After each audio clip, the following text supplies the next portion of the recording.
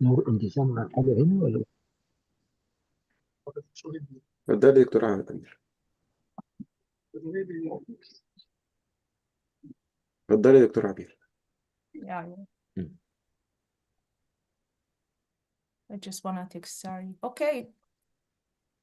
Welcome everyone to our international conference about starvation as a weapon and medical consequences and global ethical responsibilities.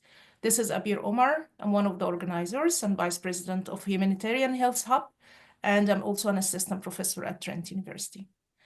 In Gaza, the starvation is not a consequence, it's a tactic. This webinar brings together the global experts to expose the deliberate use of famine as a weapon of war in its catastrophic health impacts and the urgent moral and humanitarian imperative to act. Our speakers come from different backgrounds.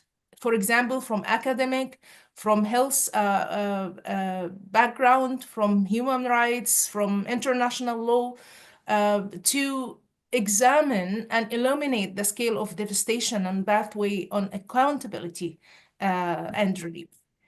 Our organization, Humanitarian Health Hub, is a leading organization in providing training for healthcare providers and for volunteers in Gaza, telemedicine consultation, and it's a nonprofit registered organization in Ontario as well. I just want to illuminate on our conference objective for today. We aim to document the unprecedented famine in Gaza that creating a definitive archives for history and justice. We also want to analyze the multi-system, the long-term health impacts on the Palestinian people, especially children, and we want to engage the international medical and humanitarian community in a dialogue of global and ethical responsibility. We also wanted to brainstorm and propose innovative and out-of-the-box solutions to immediate intervention and relief of the man-made starvation in Gaza. And I just want to remind you that we have posted before this conference competition, a project competition. We will provide with an organization called Wayana in Egypt to 10 prizes for the 10 places of the best projects, and the deadline is extended to October 25th. Before we start our conference, I just want to provide some guidelines for our speakers and for our participants as well. Our prestigious speakers, you have 15 minutes to present your topic, and I will be sorry to be the bad guy here, that I'm gonna remind you of the time. 3 minutes before your speech is ended, I will give you 1 ring.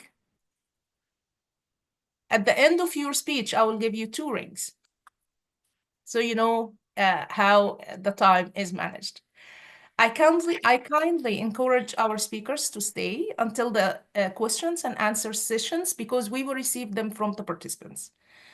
The moderator will introduce you first to the participants, and the introduction does not count as regards to your 15 minutes, so don't worry about it. For our participants, please use the questions and answers tab to ask or to post your question for the specific speakers during the session. The caption is also enabled for you if you wanna press it for OK. Each session is followed by question and answer time, and your question will be posted to the speakers in the order it was received. And I don't need to remind everyone here that this conference is based on humanity and humanitarian health, or humanitarian liaison. So we will abide with the equity, diversity, and inclusion. Any violations of the people's background, ethnicity, religion, or color will be not tolerated. And the person will be banned from attending the sessions, or the question that's not aligned with the EDI will be deleted or removed. I wanna introduce first a brief introduction from Dr. Muhammad Rida Awad, Professor Emeritus at Al-Azhar University and the founder of Rehabilitation Service in Egypt. Dr. Awad's association is the main sponsor for our telemedicine platform for the past 2 years. So, Dr. Awad. Thank you, Dr. Asma. Good morning, good evening, everyone. I'm Dr. Reda Awad, Professor of Rheumatology and Rehabilitation at Al-Azhar University and the honorary president of this conference. It is my honor to open and this unique conference addressing this devastating man-made famine. Professor Muhammad Yusuf will deliver a welcome speech talking about the objectives and the content of the conference. Thank you. Thank you so much, Dr. Muhammad Reda. Our next introduction is for Professor Dr. Muhammad Yusuf, the head of Humanitarian Health Hub, an emeritus professor of general surgery, Cairo University. Dr. Muhammad is on the train now, and I was in Geneva, so I would like to see if you would use the video, or Dr. Muhammad, you want to talk? Okay, thank you very much, Dr. Amir. Actually, it's some sort of delay in Google, so please use the recorded video, please. Thank you so much.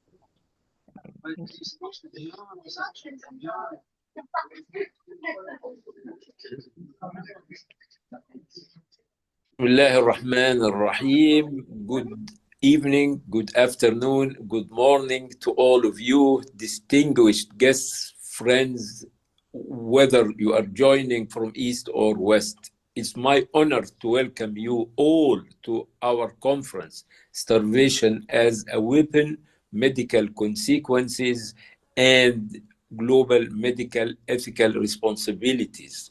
Today, we gather to confront an urgent and heartbreaking reality.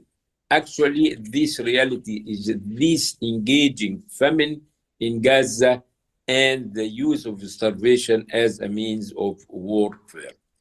This conference is humanitarian, it's ethical, and religious responsibility. The silence of the global medical community is unacceptable.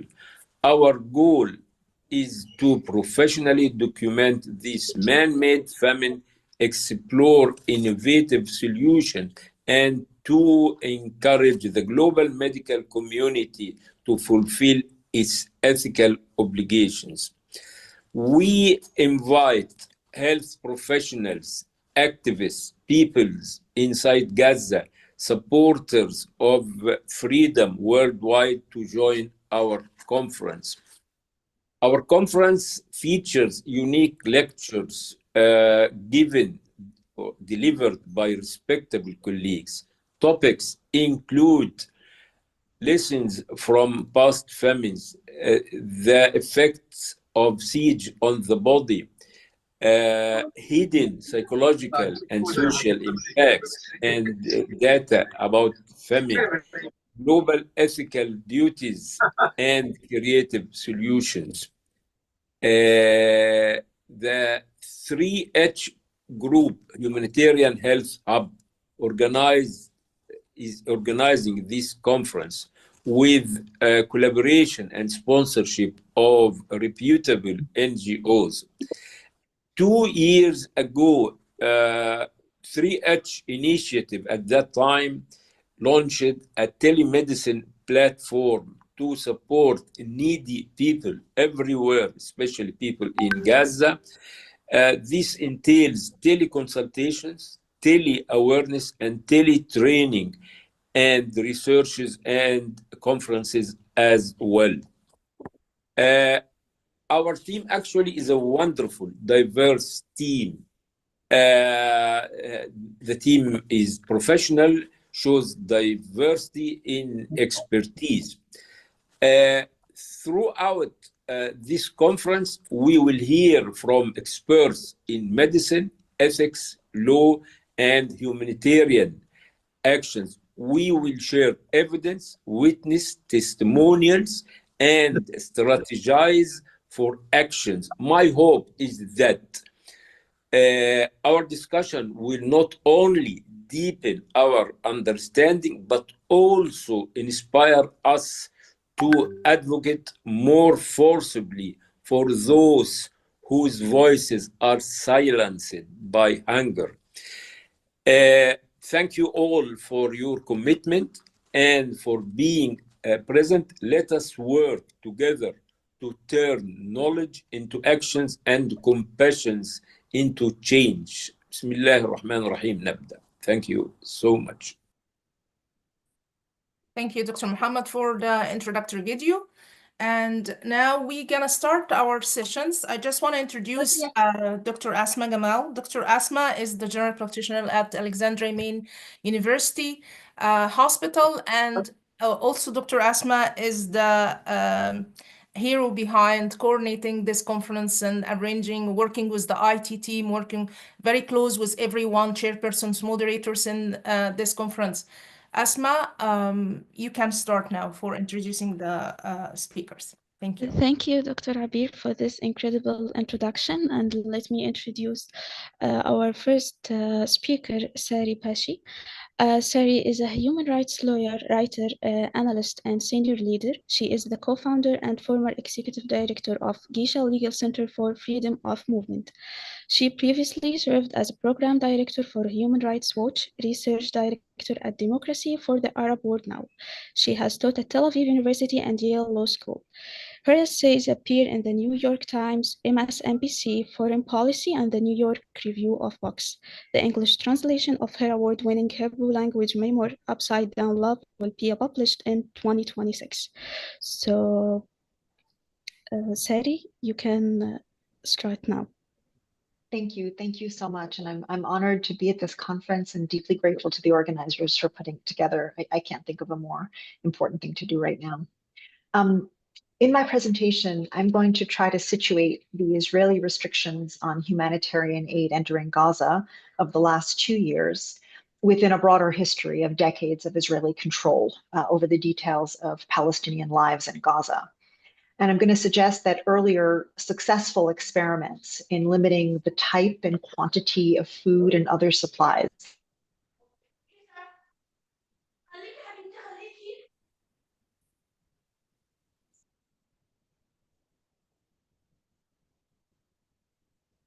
I think this is there is an network glitch with Sari. Yes. Gaza is so dependent on humanitarian aid, and the use of bureaucratic obstacles combined with periods of complete blockade that rendered what aid that did come in inadequate and largely inaccessible. And I want to be really clear. This is how you conduct a genocide. You confine people into a narrow strip of land, you build a fence around it, and you close the gate.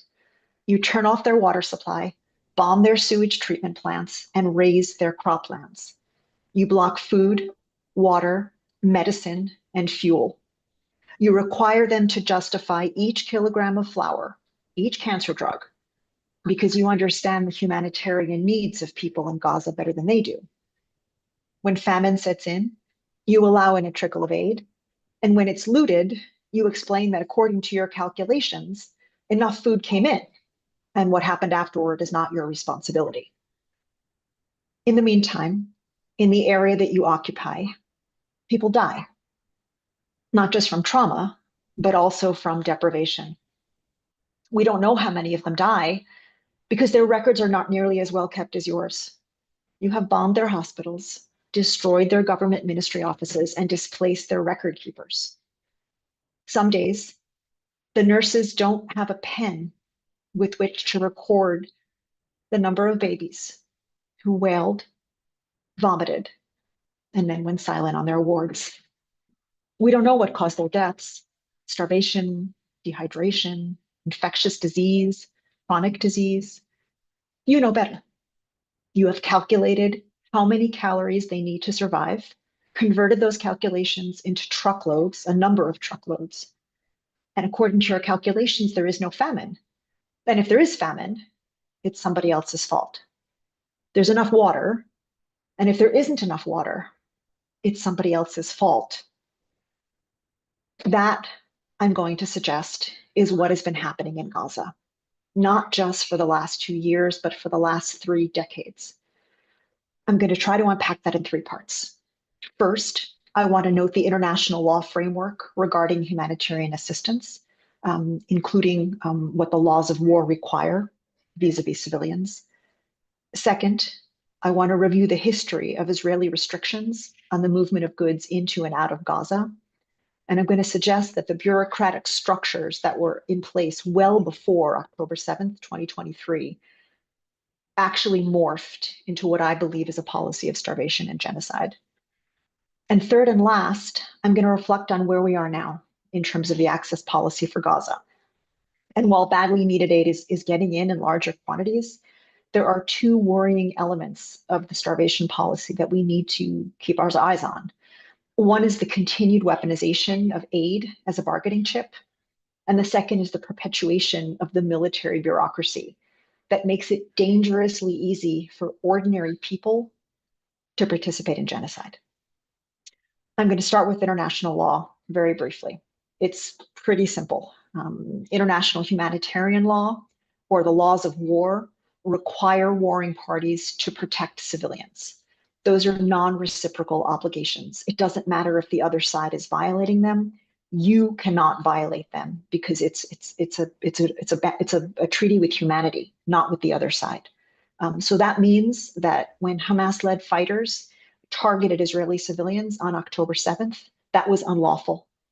And it means that when the Israeli military targeted civilians in Gaza and deprived them of food, that is unlawful. And I'm not suggesting symmetry.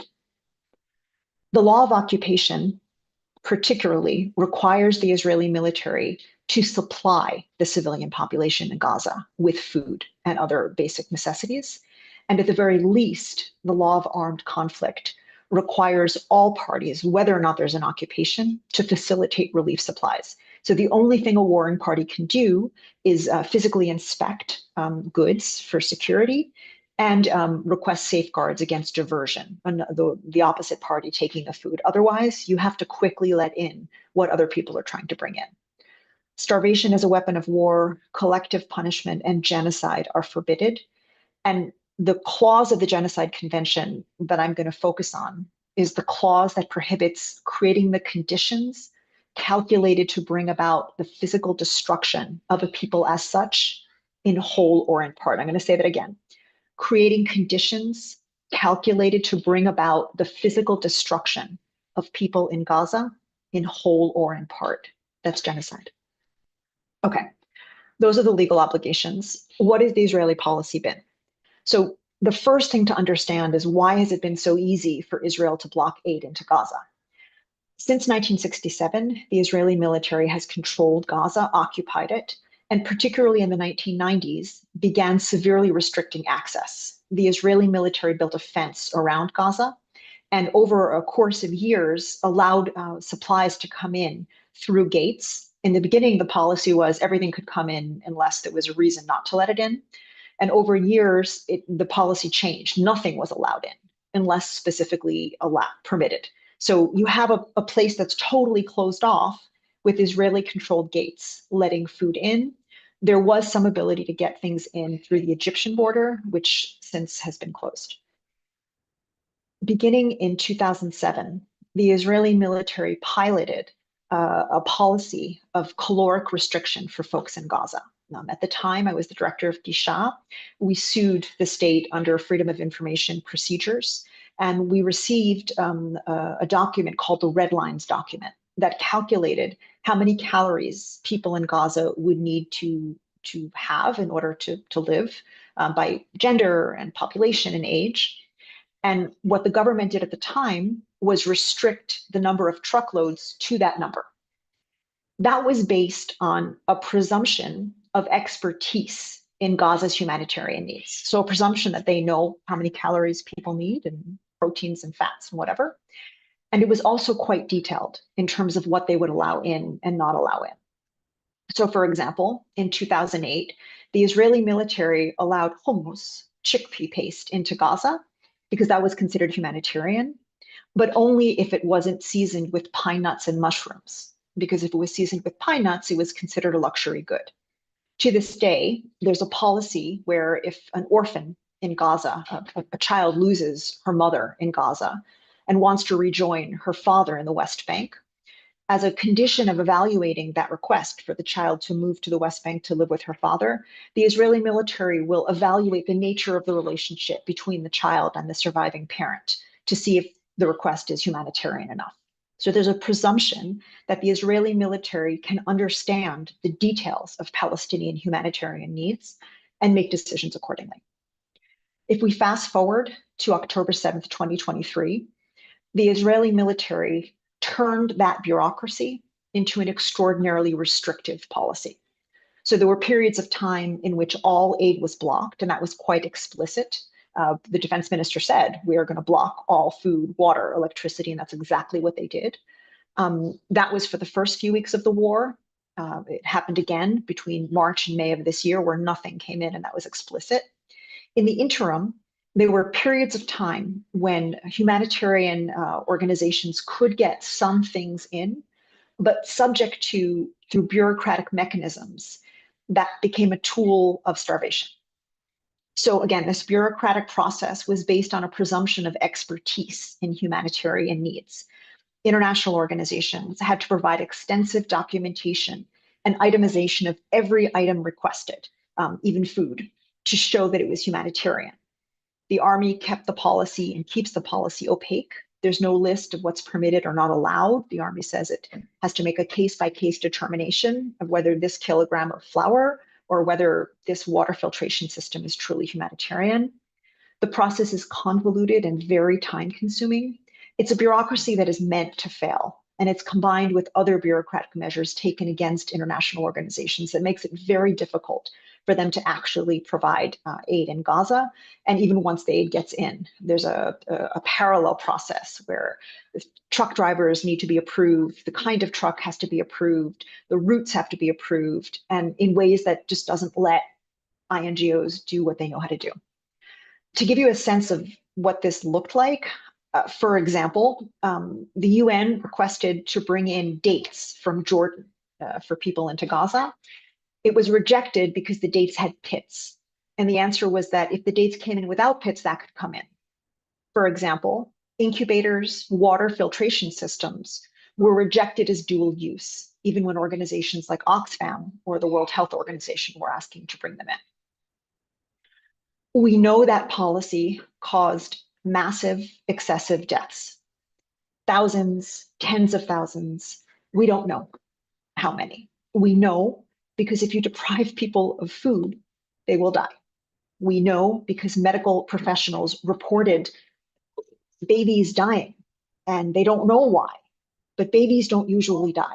Or people who have regular surgeries, the wounds usually heal unless you're malnourished, unless you're very, very badly deprived. And that's in addition to the documented cases of malnutrition, which is a small fraction of what we believe actually happened. That policy, we hope, is getting better now with the commitment to allow hundreds of trucks into Gaza every day. I hope it will get better, but I'm worried about two persisting parts of the policy. One is the continued weaponization of aid. So under this US brokered plan, there were various obligations that both Hamas and Israel had to fulfill. And when the Israeli government alleged that Hamas was not fulfilling its obligations to repatriate remains of Israeli hostages, they announced they were going to have the number of food trucks, humanitarian trucks, by half, from 600 to 300. That is exactly the kind of policy that led us to starvation, because humanitarian aid is not supposed to be weaponized. And I'll note that, last week was the most empathetic I have heard the US government talk about when Trump said he knows families in Gaza are suffering. And what I would say is that if the US wants to live up to that empathy, they should action it by insisting that there should be no reciprocity in terms of humanitarian aid. It's not a bargaining chip. It's an obligation to civilians living in Gaza. The second thing that worries me is that the military bureaucracy that got us to where we are today is still in place. And here I want to refer to somebody who wrote about this many decades ago, Hannah Arendt, in her book, Eichmann in Jerusalem, The Banality of Evil. She suggested that if we are looking for monsters to try to understand genocide, we're looking in the wrong place. There's always monsters, but when genocide takes place, it's because there's a system that makes it easy for ordinary people to participate. The military bureaucracy is that system. People are doing their jobs. They're evaluating requests, dates with pits, no, dates without pits, yes. They're doing their jobs, even when their jobs lead to a situation where people in Gaza are dying of starvation. And so the second thing I would suggest that we keep our eyes on is, can we dismantle that system and allow aid in an unfettered way, subject only to physical inspection? That's what the law requires. And that's what would provide a better safeguard that we won't get back to where we were a few weeks ago. Thank you.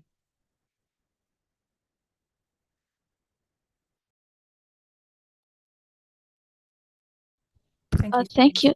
Thank you, Sari, so much for this incredible talk. And if anyone have any questions can be directed to Sari, he can write it in the question and answer sections.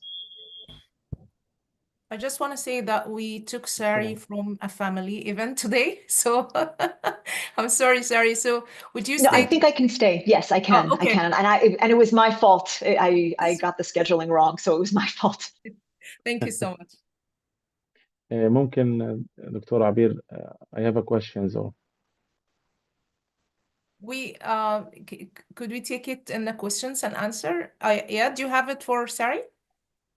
So Yeah. we can take it in the questions and answer session? Yeah, okay. Thank you. Okay, let me introduce our second speaker, Prof. Dr. Muhammad Rida Awad. Prof. Muhammad is a professor of natural medicine, rheumatology, and rehabilitation, Faculty of Medicine, Al Azhar University. And his talk titled "A Century of Famine: Historical Presentness, Survival Mechanisms, and Lessons for Gaza." So please, Dr. Muhammad, open your mic and your video and start sharing your slides. بسم الله الرحمن الرحيم.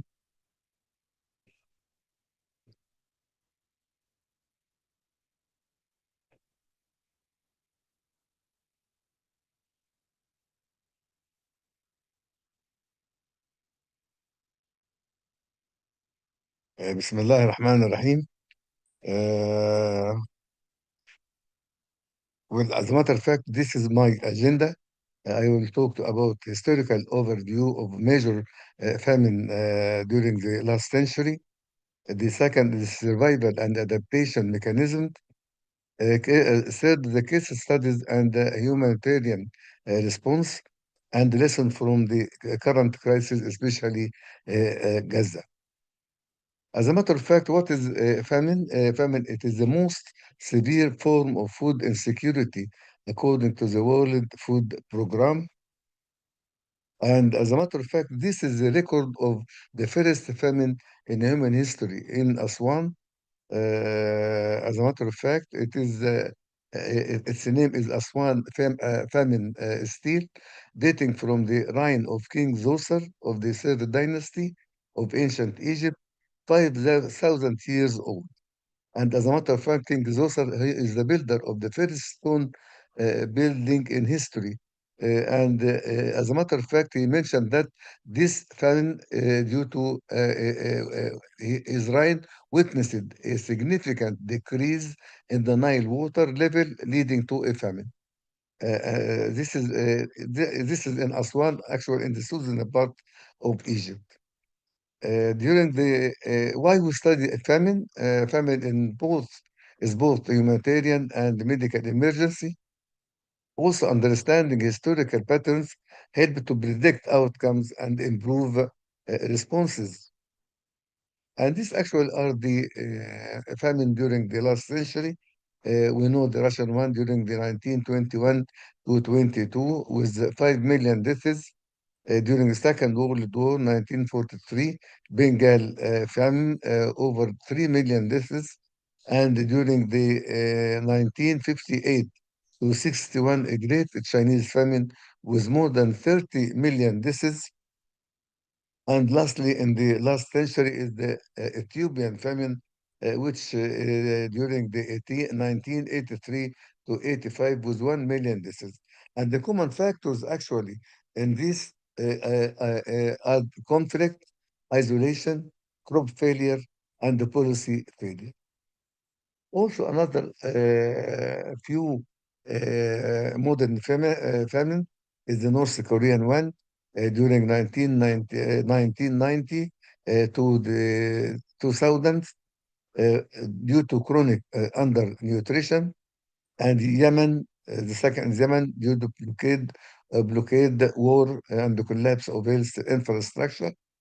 South Sudan conflict-induced famine in 2017, and Gaza, of course, due to prolonged blockade, infrastructure collapse, and acute food shortage. As regard the case study, we take Yemen and Sudan as a case study. Yemen, due to prolonged blockade, hospital under siege, and Sudan also internal displacement and disrupted agriculture, healthcare system collapse parallel to Gaza current situation. As regard to Gaza, there is the population there is 2.2 million under siege since 2007. But during the last year, UN warned of the imminent famine conditions. 95% of water undrinkable, hospital operating at less than 30% capacity, severe malnutrition among the children under 5, and some medical observation from Gaza is malnutrition in pediatric wards, wound infection rates high due to lack of antibiotics, maternal anemia and neonatal mortality increase, high incidence of dehydration and kidney injury. As a matter of fact, Israeli used starvation as a weapon of war, and it is a serious violation of international humanitarian law. It has devastating effect on civilians, including malnutrition, disease, and also death. It also has a long-term consequences, such as damage to infrastructure, loss of livelihoods, and increased vulnerability to future crises. As regard the laws controlling these conditions, the international law, the use of the starvation as method of warfare is prohibited under international humanitarian law, specifically Rule 53 of the International Committee of the Red Cross. The Rome Statute or Statute of the International Criminal Court defines intentionally starving civilians as a war crime, which is a war crime, of course. The UN Security Council has condemned the use of starvation as a method of warfare, and the World Food Program has been working to prevent starvation in conflict zones. And also, the United Nations officially declares famine in Gaza. And you can see how the people suffering from this famine is terrible, actually, when we watch the TV all over the world, actually, and you see all these kids shouting for the help and that sort of thing. It's terrible, actually. The use of starvation as a tactic of war is a serious concern, and international organizations and the governments must work together to prevent it and hold those responsible accountable. The ethical and the medical legal imperatives, duty of care aimed seek conditions, protection of medical neutrality under international health law, ethical allocation of scarce resources, advocacy as professional responsibility, and the lesson learned from Gaza crisis actually is early recognition and rapid response save lives. Public communication and media engagement and are critical. Integrating local knowledge into aid planning improves outcomes, medical neutrality, and access must be defended globally. Thank you very much for your attention. Thank you so much, Prof. Doctor, for this talk. Let me introduce our next speaker, Mr. Iyad Amawi. Iyad Amawi is a computer engineer from Gaza, serving as a coordinator for international NGOs and media advocate for Palestinian rights. He leads numerous humanitarian initiatives, including providing hearing devices in collaboration with multiple organizations, distributing eyeglasses, supplying food and clean water. He also served as safety and security advisor for the organization Children Not Numbers, playing a key role in medically evacuating children during the war. Iyad has participated in numerous scientific conferences addressing famine, genocide, and hidden barriers to food access in Gaza and their long-term effects on future generations. He contributes to studies on the engineering and structural impacts of destruction in the region. A prominent media presence, Iyad has conducted dozens of television and radio interviews on genocide in Gaza, including with international channels. He is the originator of a theory uncovering the hidden reasons behind the term of war of extermination. Iyad conducted computer science research and successfully developed computational models related to public administration and humanitarian planning. And his talk title, Gaza as a Case Study, The Gradual Engineering of Famine. So, Mr. Iyad, open your mic and open your camera and share your presentation. Okay. So I was,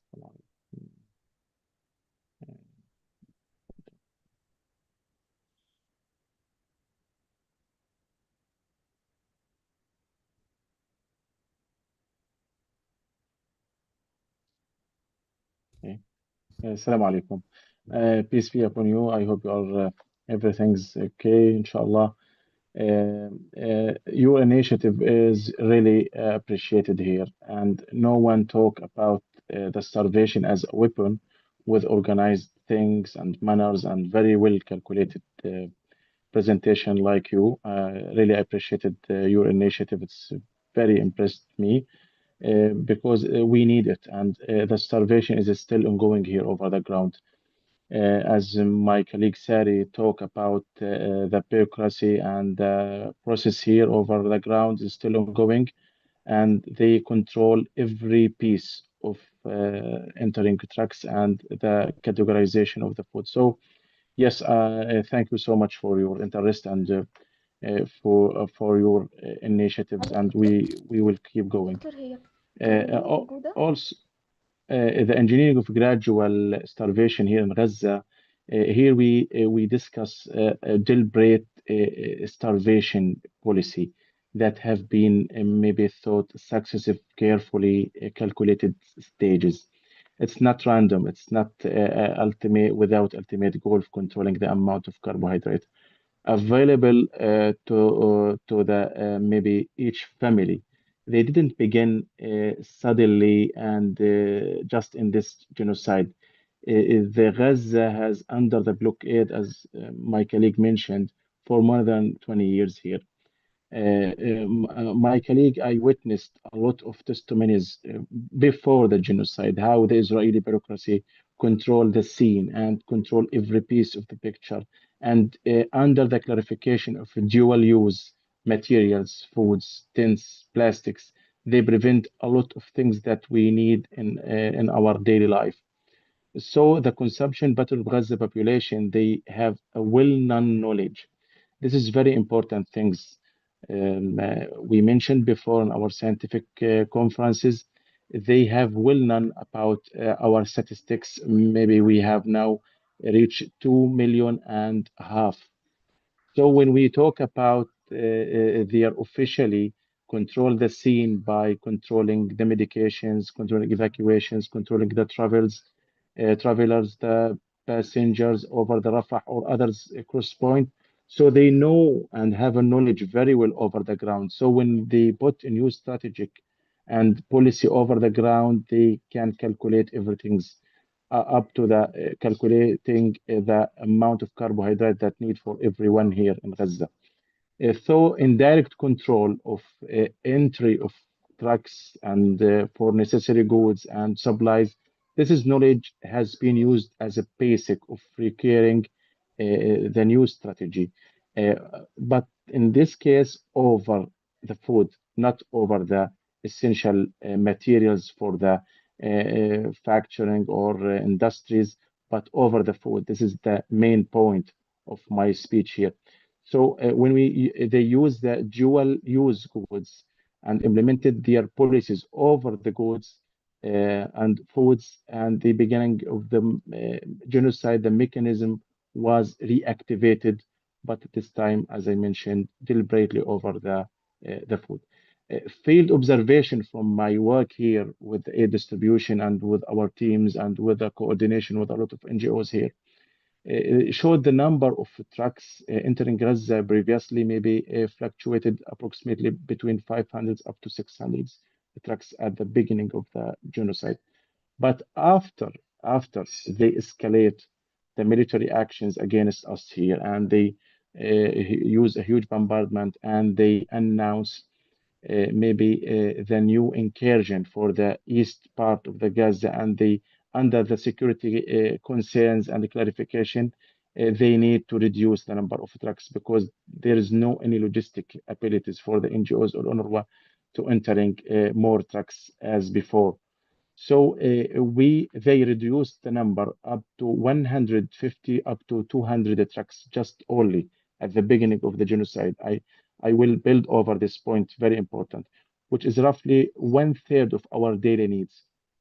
So citing logistically and security, and also they launch a campaign against UNRWA and they accuse their members with a lot of accusation to reduce their ability to bring foods. And all of us touch that from the beginning of the genocide. They put restrictions over the UNRWA activities. Why the UNRWA? Because the UNRWA have a well-known knowledge and they have warehouses, hundreds of warehouses, and have good relations with the society here and with the locals and have excellent database and they can distribute food with a fairness, with the continuity, with the sustainability. So they need to use a parallel tax, one over the civilians by close the borders and others attacking, accusing UNRWA and others NGOs. So this is the main point of their strategic plan to achieve the controlling over the carbohydrates. After that, I will mention the second stage. So these successive stages, prior knowledge of the population and our consumptions and our needs, and the classification, restriction non-food items also, they prevent tents, prevent a lot of things from the beginning of the genocide and put restrictions over plastic that use as a safe shelter for tents to prevent water, rainy climates over the civilians and to protect children's. Now Gaza is the largest space that contains tents in the world.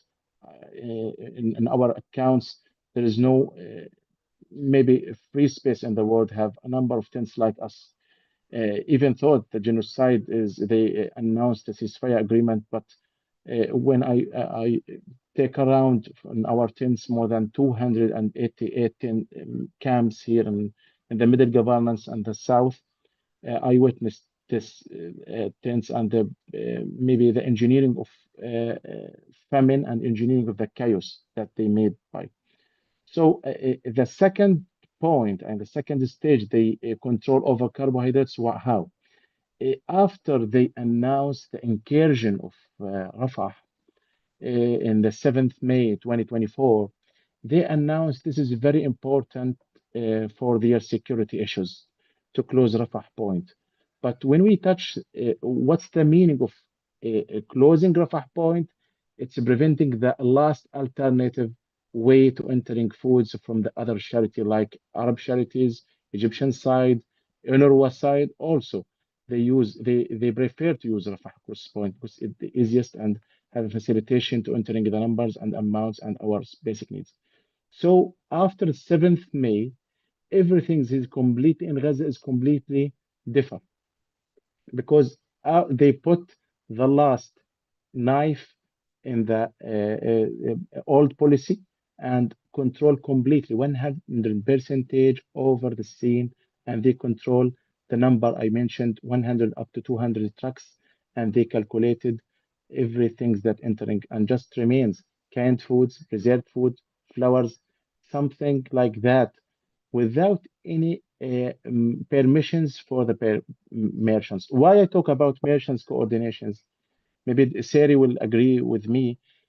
Merchants coordinations that bring the nutritious food, vegetables, fruits, animals, proteins that can enable our peoples to buy it by our local prices here to feed their children, to feed themselves.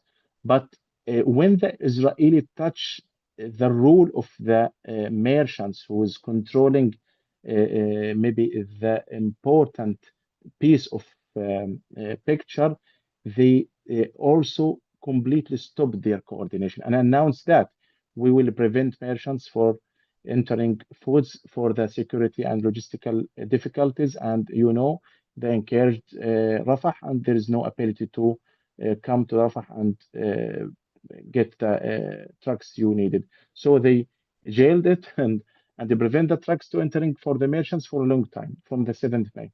This is the turning point for our their using mechanism to starve us and to force us to displace from Rafah without any food supplies and return to the middle governance, and they shrinked people and push people to the shrinked area there.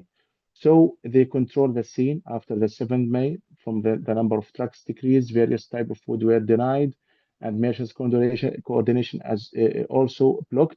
It's a very important point because the aim of restricting merchants was to deliberate harm daily economic activity and to cause the harmless for our local economy. And after that, if you touch something very important, they create the shadow economy and the black markets, and the prices inflated unstromely without limitations according to the locals who didn't work before with the selling or merchant or economic cycle. So this is very important because they slightly, gradually implement their policy to starve us and to control the amount of carbohydrate. As a result, only limited quantities of flour, food, co-bones, preserved canned foods, and some other preserved food just allowed. Consequently, the entry of a fresh and nutritious food was blocked for multiple reasons, initially hidden, but later become evident. And we need to document this through our own experience and local health sector activators and doctors, and also the still functioning hospital that can witness. And we recorded their testimonies a lot of times. And I know a lot of my colleagues like you witnessed that. This illustrates the plan was implemented gradually until maybe near total control was achieved. There's a third stage. I will talk a little about it, my colleagues. After they reduce the number of trucks up to 100 to 200 fluctuately. The second, they close Rafah cross point and reoccupied Rafah governance. It's a big area. The third things they follow is they create the 4 warehouses for the GHF organization to distribute food as alternative solution for the UNRWA and WFP. And also, all of the international community refused to cooperate, to coordinate with the GHF. So they directly connect with the people and force them to seek food from the warehouses that may be far from us, more than 10 kilometers. You can imagine when they starved us for more 100 days completely without any amount of flowers. I witnessed as a father, as a humanitarian worker, as coordinators, We still searching for more than 2 up to 3 hours daily for 1 kilogram of flowers in that days. So when they open and announce the opening new warehouses for distribution ports, a lot of us go there and to seek foods under the fire, and we discover this is a death trap. It's not warehouses for distribution centers under the jail, under the artificial intelligence that determine the persons, and the gunshot, a lot of them, and all of us witnessed thousands of our people injured and hundreds was martyred in the GHF warehouses. And maybe Colonel John talk about that in a previous international conference about the testimonies there. Those people were starved. After that, they killed them. So they take 3 stages to completely control over the scene here. Nowadays, when I talk about re-engineering the famine by a new way and using the ceasefire agreement as a tool to still ongoing implementing their policy over the ground, as my colleague Sari mentioned, yes, I completely agree. They use this now to a new policy and implement, and they put restrictions over the tents. Up to this moment, there is no affordable amount of tents entering Gaza. And also, there is no amount that meet our needs from the nutritious foods like fruits, vegetables, proteins, eggs. They put security restrictions over the eggs. I witnessed from my work a lot of our injuries who was have open fractures and amputated their legs or hands. They still have no healings for their wounds and no well recovery for them, and they have still suffering from a lot of infectious diseases here and for more than 8 months. I know a lot of people. So this is their policy is still ongoing over the ground, but with another shape, with another cover, and is still ongoing over the ground. So when we will organize the step, I will mention it by 8 steps. The starvation and they force their policy by reducing the trucks, close Rafah, pan merchants coordination, cut to and food ratio, and acquisition them, force drivers into danger points. This is very important. When the UNRWA, under the international community pressure, succeed with the WFP to entering more trucks with the flowers, they force them to leave the trucks in alternative routes without any permission to the security guards here or any volunteer to protect the trucks, and left it in the street for random people to attack it to obtain their needs randomly without any well done organized system for distributions. And if we remember very important things, when they committed the massacres against people, they seek food from the trucks of the WFP in the Al Kuwaiti Square and in other places in Gaza, more than 100 and up to 200 martyrs seeking just a flower. It's a massacre of flower I mentioned in the previous meetings with the BBC or other international channels. So they use this to exhaust people who starved them for a long time, and repeated orders of evacuations for the starved people also can increase the exhaustion and exceed their maybe achieving devastated them. So this is very important policy that their actions against the civilians directly, not the other parties. There is no war here in Gaza, just a genocide, because there is no war between two equalative or equalizer sides. Just we receive bombs, bombardment, explosive robotics, and prevention the foods from what's the meaning of starving our children for more than 400 days? And I touched with Dr. Ben. He is a specialist for kidney patients. He come to the Gaza and he mentioned to me he is very strange about the emaciated body for the children in the pediatric department and a lot of medical centers and still functioning hospital here. All of us discover a new disease. Maybe the specialist will talk better than me, but I will mention as a hint, very important. A lot of our children is still suffering from infections, from diseases without any clear reasons. There's no real investigations to determine the right diagnosis for those children and to feed them very well. And also, our fears is still ongoing over our children. There is no nutritious food. This is very dangerous for the next generations. And also, they completely hated the schools and they prevent nutritious food for the children. They targeted the next generations. They need to stop our growing to affect us and for the futures, for the generations, to prevent any development for us, and just let us busy with our current situation. And even though they implement a ceasefire or no, increase the tax or no, but the affection will continue for the next time with our lives. And also, who is suffering from chronic disease will still suffering from the malnutrition here. So the seventh point, create a black market. And when we talk about the black market, it's still controlling the life here in Gaza, even though the implementation of the ceasefire.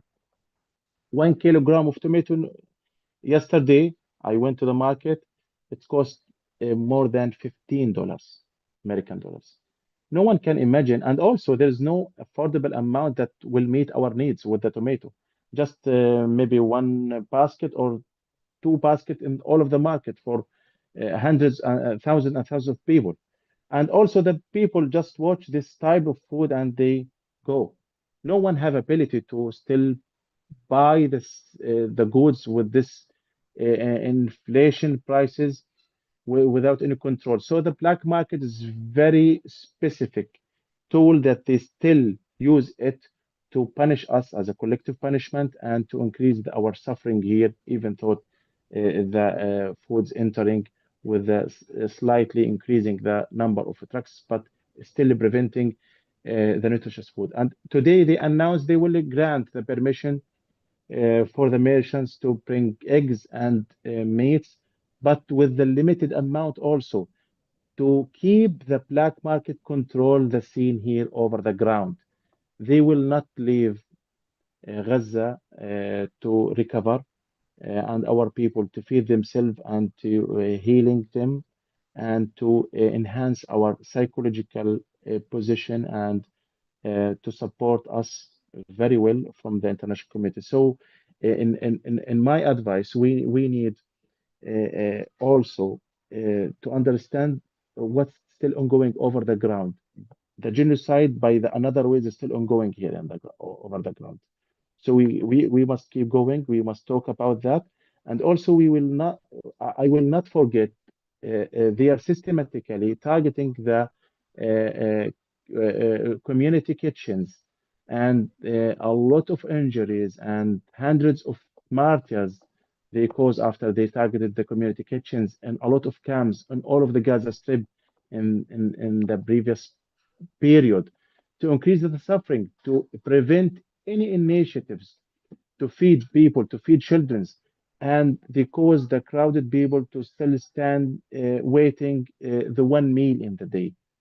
So this is a systematic, very well calculated policy, and no, and also they normalize all of the international community at the beginning of the war under the security clarification. They prevent the trucks, prevent dates, prevent eggs, but here we understand that very well, and we touch the reflection over our children' health. So we need they need to legitimize their policy under the clarification of the security concerns. So we need to mobilize and to still talking about the starvation policy. And in the next session, I will talk about the hidden reasons for the preventing or blockade the nutritious food with some testimonies from my locals here. Thank you so much for your interest and for your listening. And I'm ready for any questions, my colleague. Thank you so much, Mr. Iyad, for this talk. And I want to announce that the questions will be collected and presented in the questions session. Now, let me introduce our next speaker, Caroline Durant. Caroline is an associate professor, history department at Trent University, Canada. For more than 10 years, she conducted research on cultural phenomena like popular music, cuisine, and modernity, and on ideas like nationalism and liberalism. Dr. Dunard's goals to contribute to social, cultural, political, and intellectual history of Quebec and French Canada. She has multiple book and book chapter publications and radio interview in Canada. So, Dr. Caroline, please open your mic and start your talk. Thank you very much. Is the sound okay? Can you hear me all right? Yes. Yes. Okay. Thank you very much. Well, first, I want to thank my colleague, Dr. Abir Omar, for inviting me to engage with you in this conference. I am really honored to have received this invitation and to have the occasion to listen and to learn from this group. So the title of my talk is Man-Made Famine in Modern History, Case Studies from Canada, the Soviet Union, and Nazi Germany. And before I start with my case studies, I should say that these thoughts stem from my research. So I am increasingly concerned with the history of the groups and the individuals who have been fighting for the right to food in Canada. But food history is not just something that I research, it is something that I teach. So I teach one broad course that is just called Food and History, in which we mostly address the history of food when people have food. But one of my colleagues also created a course called Famine in Modern History. But this colleague, Professor Olga Andrievsky, retired recently. And when she retired, she asked me if I would teach the course on famine again. And I decided to adopt it as part of my teaching portfolio. And so I constructed that course around case studies. It's very hard to do a broad-ranging history of famine. So what I do is that each week I give students readings on a particular famine. We look at the Irish potato famine of the 1840s. We look at hunger among Indigenous people at the end of the 1800s in Canada. Last week, we studied the famine in Algeria under French colonialism. Which is another case study I could talk about because there is a lot of Islamophobia and Arabophobia going on in French colonies at the end of the 19th century. And we're also going to look at famine in Ukraine in the 1930s, in China during the communist regime. And we're also thinking about how is it that experts measure hunger and starvation. And we will talk about the history of humanitarian international help as well. So each week we begin the class by talking about the readings. Students start in a small group discussion. Then we do a bigger plenary session. And after that, I give a short lecture to provide students with context and concept to get into the next readings. And so teaching this global history of famine and hunger during a famine is a very uncomfortable, difficult thing to do. And students are extremely engaged. I find that students raise lots of fundamental questions. And later this fall, I plan to spend a week talking about hunger in Gaza. I haven't decided on my readings yet because there might be changes in the situation, and I want to make sure that I assign readings that will address the situation as currently as possible. We will do that later in November. So we haven't directly addressed Gaza yet, but yet I feel like we are thinking about it every week, because the case studies that we are looking at allow students to raise fundamental questions like, how do the perpetrators get away with this? It's a man-made thing. People do that to other. So do people really get away with this? How?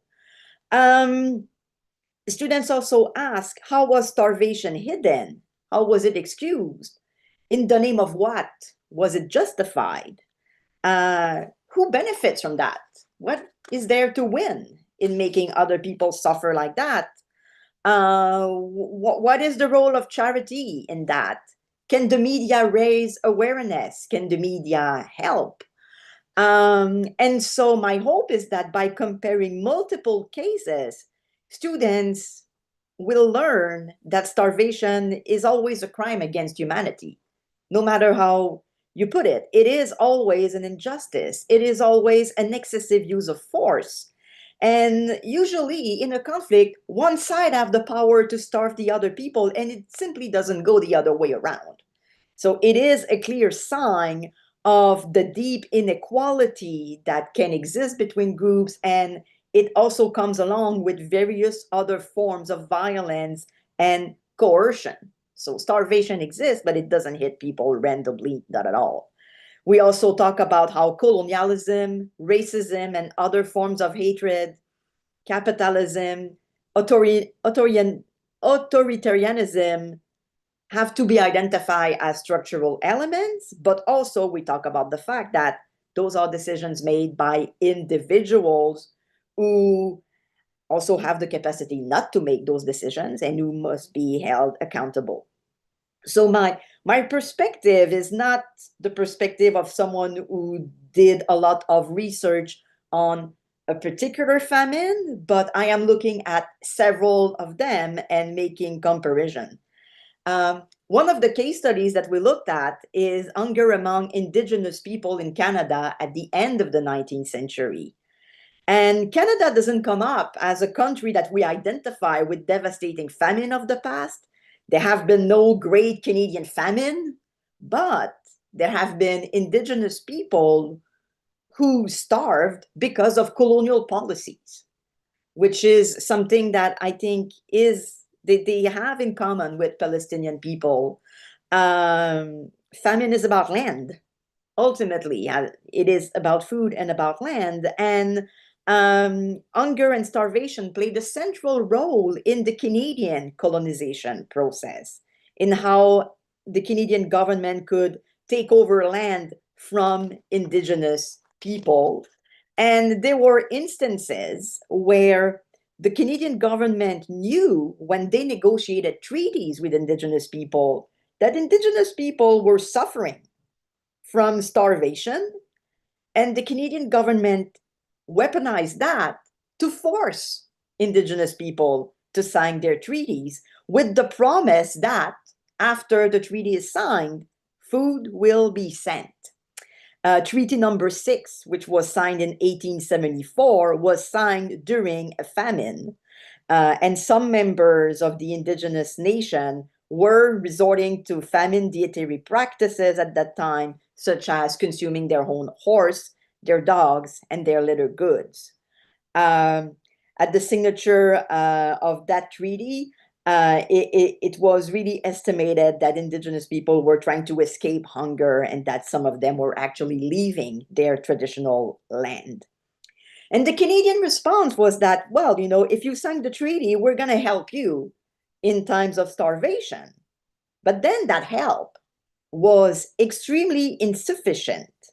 There is one book that is entitled Enough to Keep Them Alive, which is a good reflection on how the policies transforms indigenous people into beggars. And relief was considered by the Canadian government as a last recourse measure that could only be granted in the worst possible situation. And a lot of that hardship can be found in moments where indigenous people petitioned to get help because they were hungry, because they didn't have access to land, because of game depletion, because they lacked support to farm properly. But the Canadian government always sent help in a way that was insufficient, in a way that was too slow, with food of poor quality. And the Canadian government got away with this because of the racism that existed at the time. There were very negative portrayal of Indigenous people that were painted by white people. White people perceived Indigenous people as lazy, unwilling to learn, unwilling to help themselves, as some kind of deceptive liars who exaggerate their hardship to quote unquote steal from the government. And the reason why the Canadian government got away with this was because those IDs were shared by many white people. So I think that's one important component of many famines in the past, is that a lot of the time the starvation of a group is justified by hatred, by a racist perception of a group as less worthy. It's really a sign of their dehumanization. In the short term, the Canadian government did get away with this and managed to take over Indigenous land and redistribute it to white people. So who win from the starvation of Indigenous people? It is white settlers who are presented with that fictional land that is for them to take. I would say, though, that in the long term, the Canadian government is not getting away with it that easy, because a lot of people today are extremely critical about that history and consider that Indigenous people have suffered enough and that food insecurity among Indigenous people must be fixed. But I have to stress that food insecurity in Canada today remains higher among Indigenous people than among other people. So I think that there is a lot in common between the situation in Palestine and what Indigenous people in Canada suffered through historically. This land grabbing, colonial expansion is ultimately what justifies this whole operation in both times and in both places. The previous speaker mentioned punishment, mentioned how food is used to punish Palestinian people, which is really the sign of authoritarian political practices from the government that perpetrates such actions. And famine as punishment has been used by the Soviet Union, by Joseph Stalin himself. So if you want to compare political leaders with the way that using the way that they use food as a punishment, I would say that the political leaders who are doing that right now sit with very bad company in history books. In the Soviet Union in the 1930s, starvation was used to punish people who resisted the collectivization of agriculture and the expansion of the Soviet Union. Collectivization of agriculture was a particularly difficult component of establishing radical communism in the Soviet Union. Farmers resisted the creation of collective farms in many places in the Soviet Union. What was particular with Ukraine was that there was also a strong collective identity and a well-educated class of people who were able to defend their unique Ukrainian culture, just like Palestinian people defend their unique Palestinian culture, against the central government that refused to see and to recognize that difference as meaningful. And so Stalin attempted to impose complete collectivization of farmland in the USSR by creating rural co-op. When people resisted, they were like their food was taken away from them. In Ukraine, people resisted in an organized fashion. They opposed the servant of the Soviet Union government by trying to protect their harvest, by trying to take their food back, by just declining their productivity on collective farms because they did not want to farm for the regime. And the USSR government enacted measures that starved people out to punish them. So rural communities were left with no food after government officials came to requisition it. And the famine was intentional and repressive. Like, people were punished for hiding food. Villages were blacklisted and forbidden to receive any goods from the outside. People were forbidden to leave their village to seek out work and food elsewhere.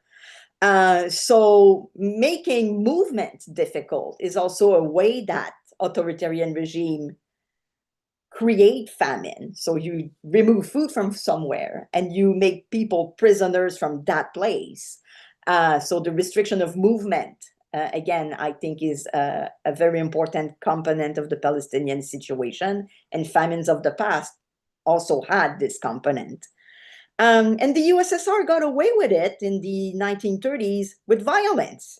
It was an extremely authoritarian regime that in which there was no fairness in trial, no real justice system, no real democratic component. The population was terrified and silenced by this violent regime. So when people fight against famine, they also fight against many other things that make them afraid. There was also this so-called promotion of a greater good. The Soviet Union had this discourse about the fact that urban industrial workers were the real heroes of the socialist revolution and that they had to be fed even at the expense of rural people. And so food was instrumentalized by the Soviet Union regime to reward obedient people and punish dissidents all of the time. Ultimately, that silence was broken. It was very difficult to talk about famine in Ukraine for a very long time because of the control that the Soviet Union had over the media. And again, I think there's also commonalities here with the difficulties to put the spotlight on the situation. But eventually, Ukrainian people started to emigrate, especially in North America, and they started to tell the story of the famine. And the famine became one of the many proofs that the authoritarian regime of Stalin was never able to fill out his promises. I think that I could keep on speaking, and I also wanted to bring the example of the use of hunger by the Nazi regime in Germany during the Second World War, but I should wrap up now because my 15 minutes are over. But what I want to end up saying is that famines of the past display that a regime that is willing to weaponize hunger does it in a very specific way and for very specific goals. No modern famine has ever been random. The victims are always victims of a broader set of violence and of their dehumanization. And starvation requires immediate help, of course, but it requires political solutions. And it is my hope that the ongoing tragedy will wake people up about the Palestinian situation and show the necessity of coming up with radically different political solutions that what has been tried in the past, because otherwise Palestinian people will remain vulnerable and we cannot continue with this tragedy. Thanks for listening. Thank you so much, Caroline. Thank you so much for our speakers about the various examining and investigating, touching base with the starvation from different dimensions. We will open now the questions and answers, and I will start with our speakers. Like, if I remember, Iyad, you had a question to Sari at the start, so you can vocalize your question if you're ready.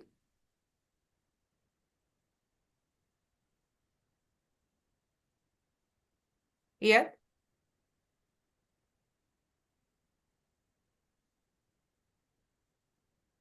Okay, so for the speakers and the panelists we have here, do you have any question for our speakers?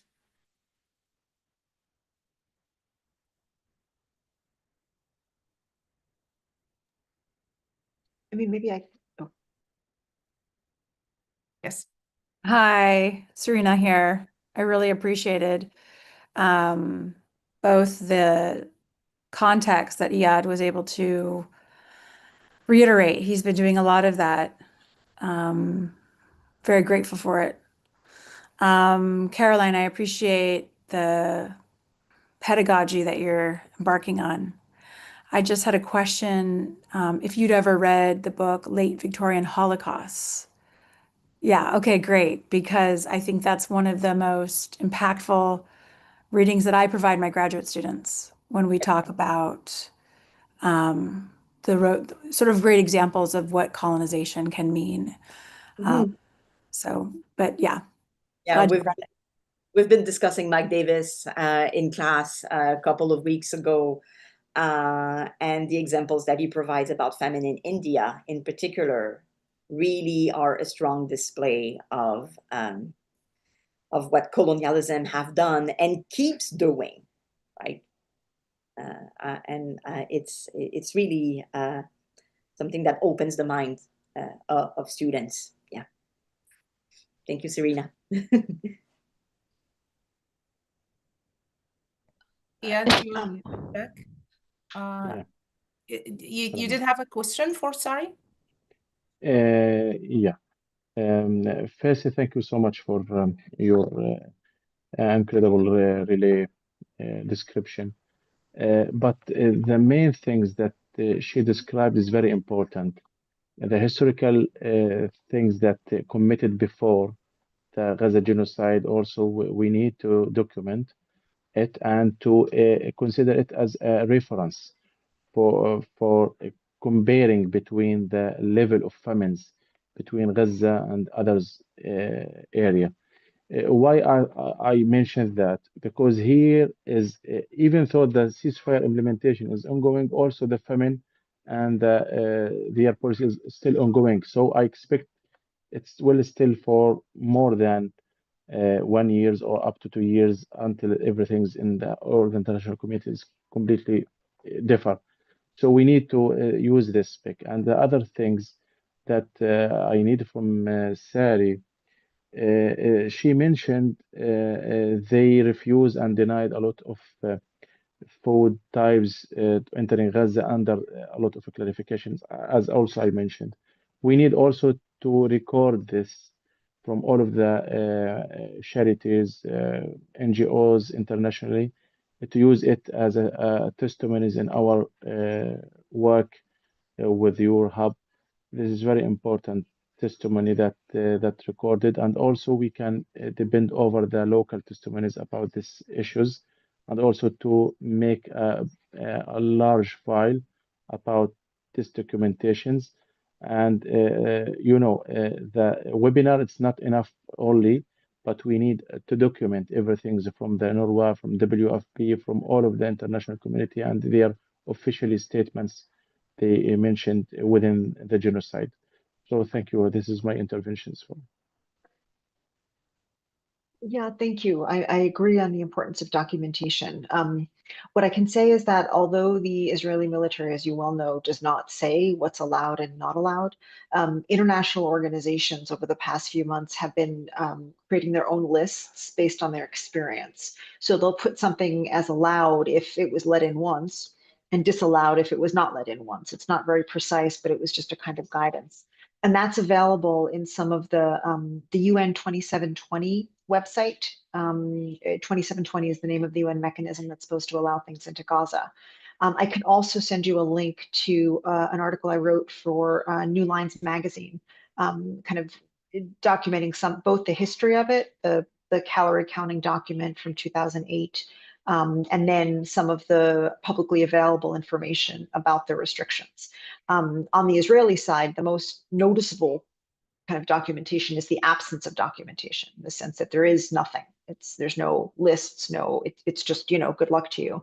But international organizations have been doing a good job. And there's also an excellent report by Oxfam on water from about a year ago, where they go through like the chronology of trying to bring in materials for a water desalination plant, like a year where they would get in like 15 of the 23 components needed for the water desalination system, meaning they have nothing because you can't run it without it. Yes, also, and they until today, Caroline, they prevent the supplying of sweet water, and they prevent fixing pipelines from east part of the Gaza to the west part up to this moment. All of the returned people from the displacement trip, they're still suffering from the lack of the water here in Gaza.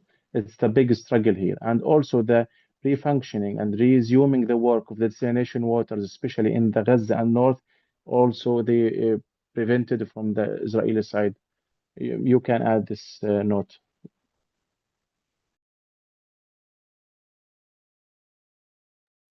Thank you, everyone. Now we're going to take the questions, Asma, if there are any questions from the participants in the questions and answers session. Chat. We have a questions from Dr. Thalia. She asked Mr. Iyad, and her question is: the people of Palestine in general and of Gaza in particular are known of their moral and religious upbringing. She wondered whether the black market is run by the people who have not had this upbringing, or maybe not Palestinians. Yes, this is very important questions, but the equation of merchants is not linked to the Gaza itself, but also with the merchants linked to the West Bank. The merchants in the West Bank have also the economical ties with the Israeli side. So this is a very complex equations that they use to increase the suffering here. So the merchants here in Gaza just paying the money to secure and entering trucks and paying extra money for the voluntary security guards to protect their trucks. And also after this, they put all of the costs over the people's shoulders here. So this is the very complex equation that increase the suffering. So they grant with the restriction for the local merchants after they sure about the security concerns as they claimed all of the time. And until this moment, they limited the merchants who can grant them permissions to bring meat, frozen meats, not fresh meat also. So they control everything and they monitor and under the surveillance for all of the time, especially the markets, local markets.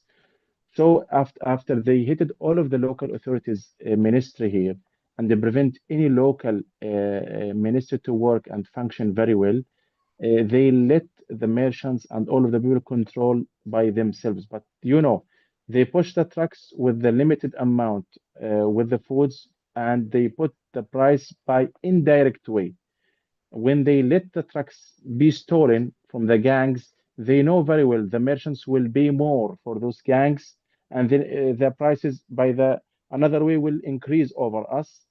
So this is the very black circle they made by their hands to be sure that starvation is still ongoing over our people here in Gaza. So this is the very important questions, and this is my answer if you need an extra. Thank you so much, Iyad. Is there any other question, Asma? No, doctor.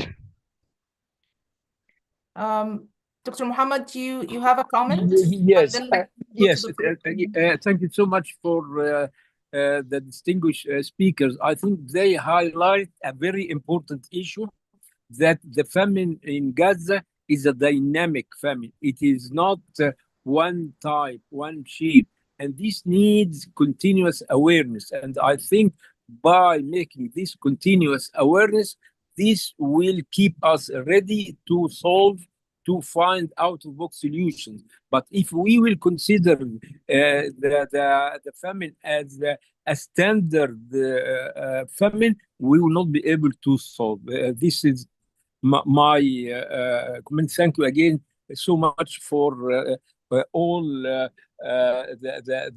new and integrated approach about awareness. Thank you so much.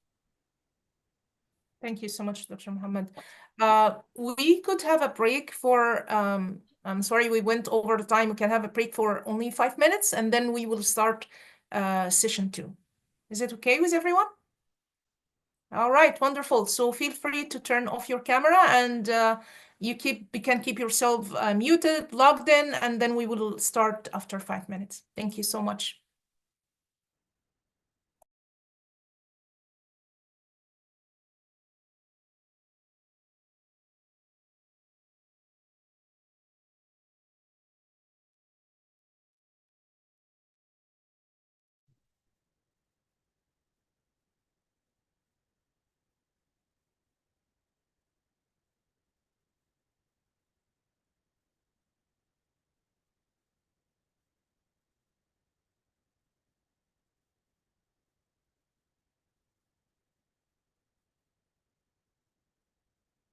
أي مريم، السلام عليكم.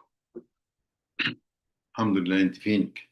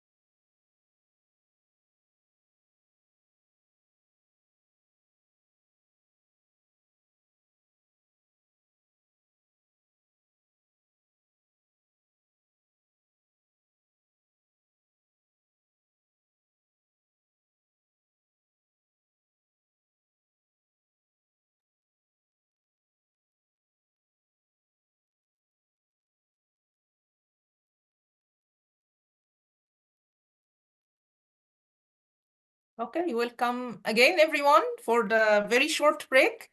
And Dr. Atif, Abdulazim, and Dr. Serena will be the lead for the second session. Dr. Atif, you're mute. Can you hear me now? Yes. Yes, doctor. Perfect. Perfect. Will you be ready to start the session right now? Okay? Okay, doctor. Yeah. Bismillah ar-Rahman ar-Rahim.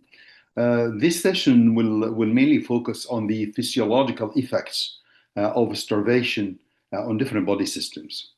We are lucky enough that we have a group of very distinguished speakers who will cover the different aspects of starvation on different body systems, starting from the immune system, then the effect of starvation on the mother and the fetus, and then we have a pediatrician who's going to talk us about the effect of that on children. And then we're going to also have some talk about the effect of starvation on musculoskeletal system and health. And the reflection of starvation on the teaching, education, and training of Gaza students. So it's a very wealthy session, I guess, which is going to cover a lot of aspects of starvation and different physiological parts of the system, of our body system. The first speaker, it should be me, and I'm going to talk about the effect of starvation on the immune system. But fortunately, I have a pre-recorded lecture about that, and I would prefer to proceed for that because unfortunately in the last 2 days I catch upper respiratory tract infection and coughing a lot, so it wouldn't be very suitable to talk and coughing at the same time. So let us proceed now, Asma, for my presentation. But before going for that, I would like to introduce my moderator in this session, Dr. Serena Cruz.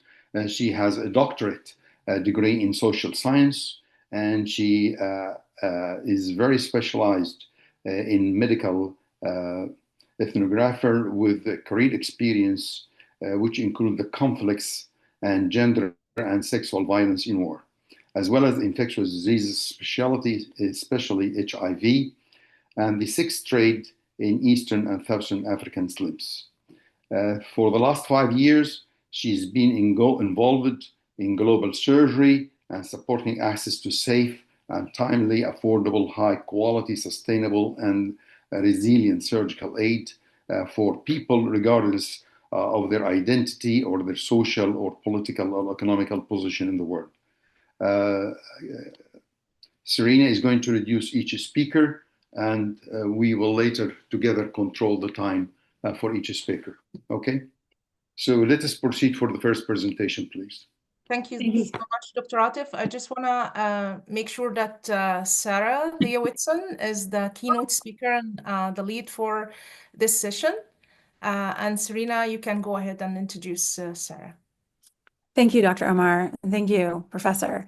Serena Cruz here. I'm very grateful to moderate. Our first speaker and our keynote is Dr. Sarah Leah Whitson, who is the executive director of DAWN, which is an organization that seeks to support democracy and human rights throughout the Middle East.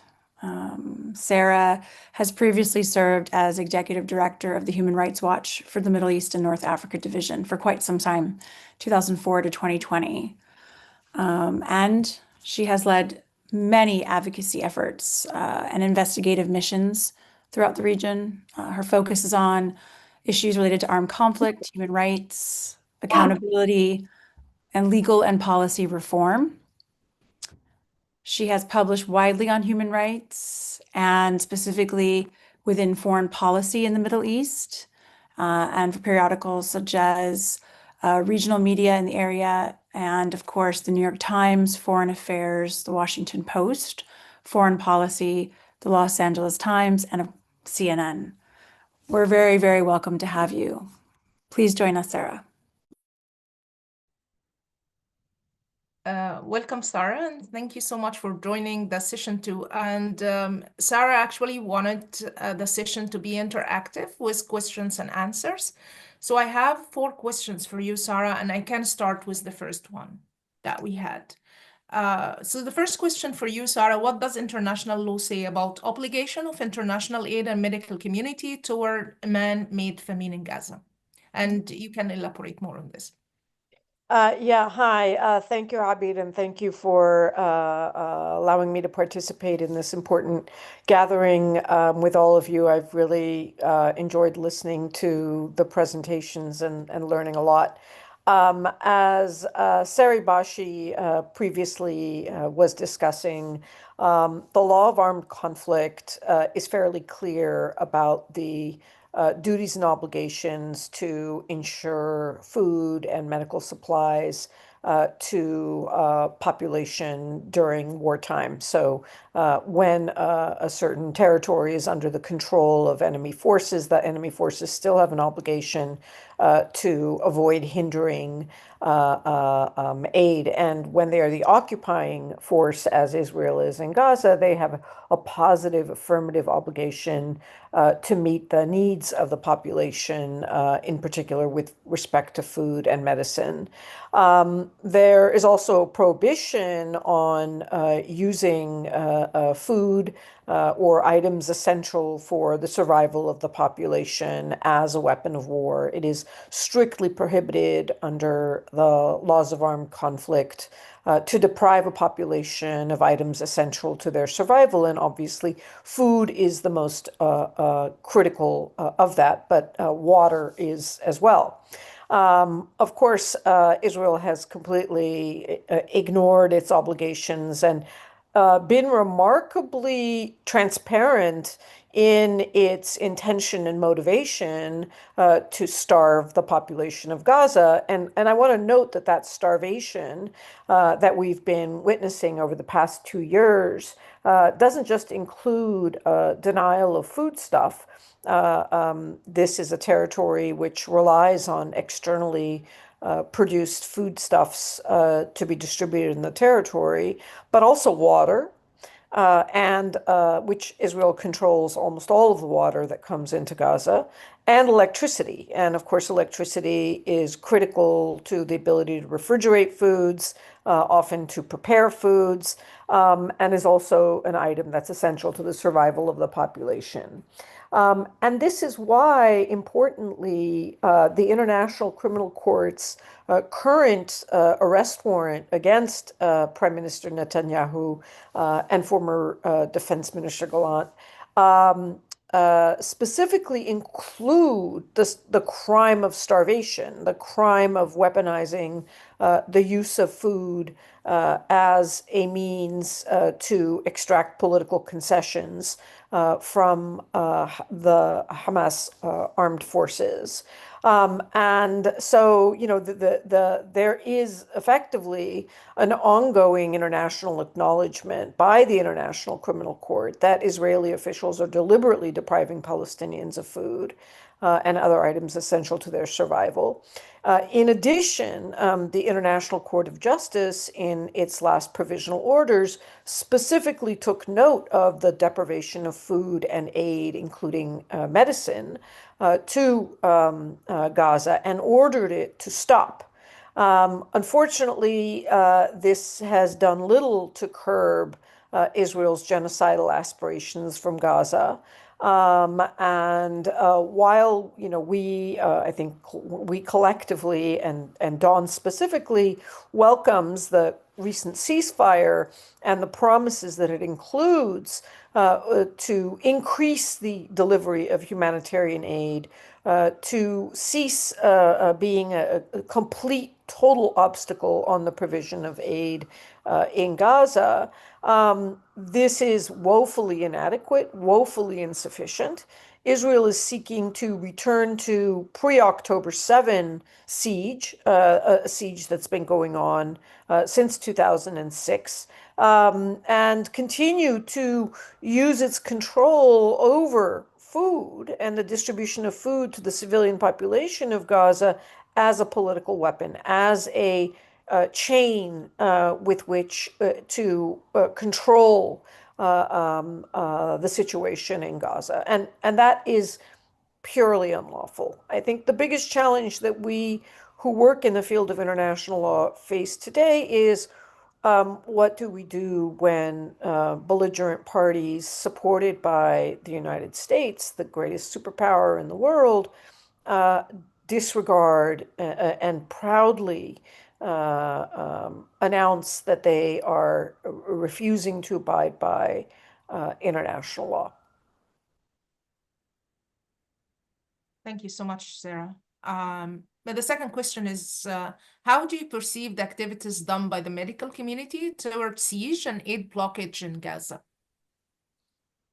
Well, I mean, I think that the aid community, the humanitarian aid community, has been critical for shedding light on the situation of Gaza.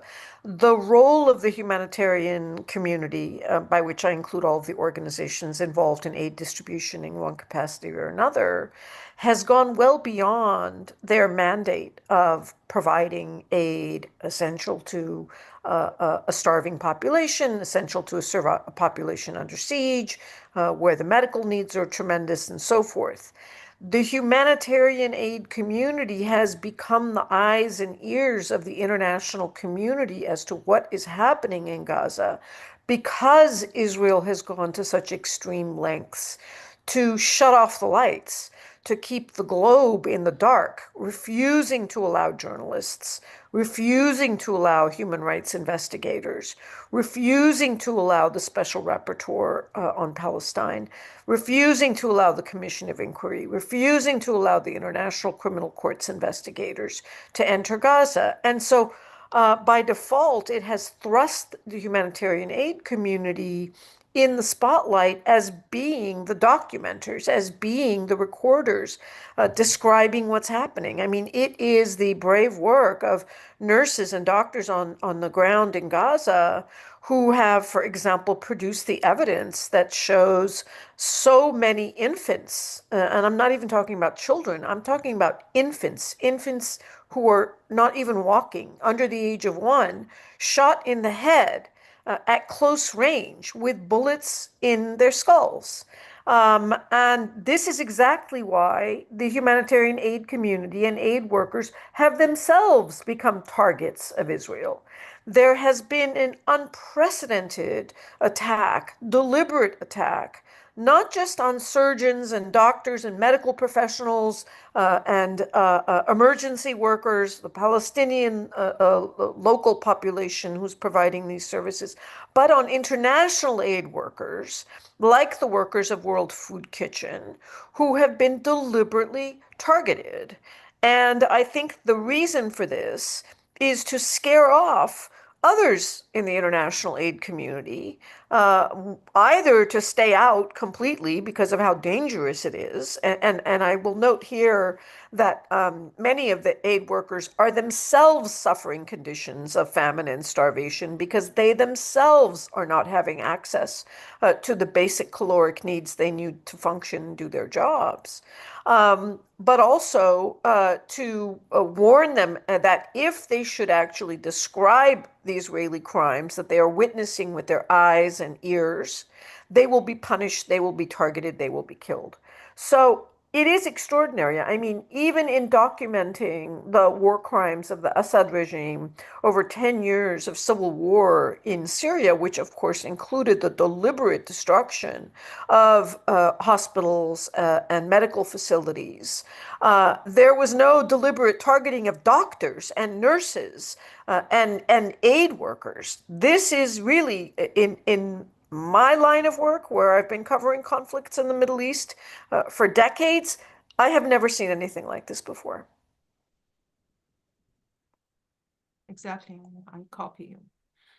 The third question we have for you, Sarah, how did previous global action were effective in similar situation?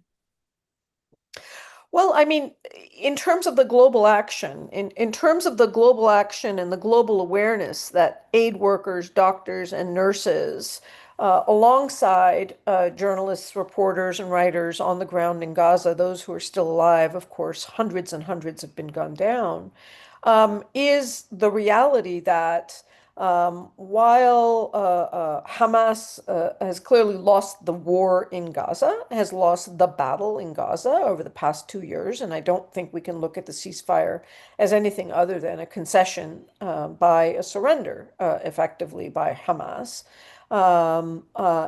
Israel has lost the war in the eye of the world. The global international community overwhelmingly opposes Israel's crimes, Israel's occupation, Israel's apartheid. And the last 2 years has really solidified and vastly expanded opposition to Israel in a way that I think is unprecedented. So in the court of public opinion, Israel has lost. And I don't think it's recoverable because, particularly among the young generations in the West, whereas their parents may have been lukewarm supporters of Israel or strong supporters of Israel, the young generation strongly oppose Israel. And I don't think that is going to be reversible. There are, of course, as I mentioned, the prosecutions underway against Israeli war criminals at the International Criminal Court. The International Court of Justice has concluded its ruling that Israel's occupation is illegal. In a second case on genocide, which I expect to draw out, unfortunately, it seems that the court has backed off, or South Africa, I should say, has backed off, seeking additional advisory opinions. And I think you can look very closely at American politics towards South Africa to understand why and the pressure they've been put under, including threat of the United States supporting a separatist state in South Africa. It's extraordinary. And there are a number of universal jurisdiction cases, investigations underway currently where Israeli soldiers have turned up, some of them dual nationals, in Canada, in Belgium, in the Netherlands, in a number of other countries. And finally, we have now dozens of countries that have banned exports, weapons exports to Israel, which, again, the number 2 and number 3 largest supplier of weapons to Israel, that is Germany and Italy, right after the United States. They have imposed arms embargoes now on Israel, alongside dozens of other states. A number of countries are banning Israeli ships from docking or banning ships that are trying to take weapons to Israel. So there is certainly stronger global action and approbation vis-a-vis Israel for its crimes than we've ever seen before. The challenge, of course, is, whether it is enough, whether it will be enough. I do believe that the ceasefire that was just secured has is in large part due to the global advocacy, the global outrage that we've been seeing. So for that, I think everyone on this call should feel, obviously too little, too late, but a tremendous sense of accomplishment. Exactly. Thank you so much, Dara. The last question we received is asking about, should the Israeli Ministry of Health be condemned for not aligning with human rights and calling to end the siege on healthcare system in Gaza? I don't know that the Israeli Ministry of Health has any more or less culpability than the Israeli Foreign Ministry or the Israeli Minister of State or the Israeli security forces. I think all of the Israeli government and all of the agents of the Israeli government and all those who follow orders of the Israeli government are complicit in one way or another for continuing to support a government that is carrying out a genocide. And frankly, I think it goes well beyond the Israeli Ministry of Health to consider this as an indictment of the Israeli medical community writ large, but the Israeli public even larger. Because the polls in Israel continue to show that well over 70% of the population has supported Israel's war in Gaza. Now, we'll need sociologists to tell us in future years what the exact reasons for that is, how people explain themselves. Is it because they didn't have enough information because of Israeli government's extreme censorship? Is it the, their own feelings of rage, overcoming every other sensibility they have post October 7. Frankly, from a legal perspective, it really doesn't matter. What matters is the fact that in a government that is elected, at least by white Jewish Israelis in a democratic fashion, not white, but Jewish Israelis in a democratic fashion, they have empowered this government. They have not toppled this government that has been carrying out a genocide for the past 2 years. Thank you so much, Sarah. I've reached the end of questions for you for now, but I encourage you to stay until the sessions of questions and answer. Maybe you have other questions from the speakers or the Sure. participants. Thank you. Wonderful. Thank you, Sarah. Indeed. And Dr. Omar, thank you for the questions. Very provocative. Our next speaker is Professor Sahid Pranjol. Professor Pranjol is the Associate Dean of Education and Students and a Professor of Biomedical Science Education with the Faculty of Science, Engineering, and Medicine at the University of Sussex. Professor, you're Thank welcome. you. Thanks very much. Is it okay if I share my screen? Just for some, I've got some slides. Okay, so here it is. I find it easier to do this way, so I'm just gonna quickly.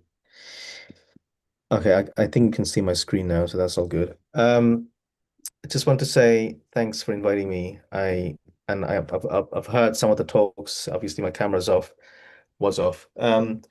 Fantastic talks.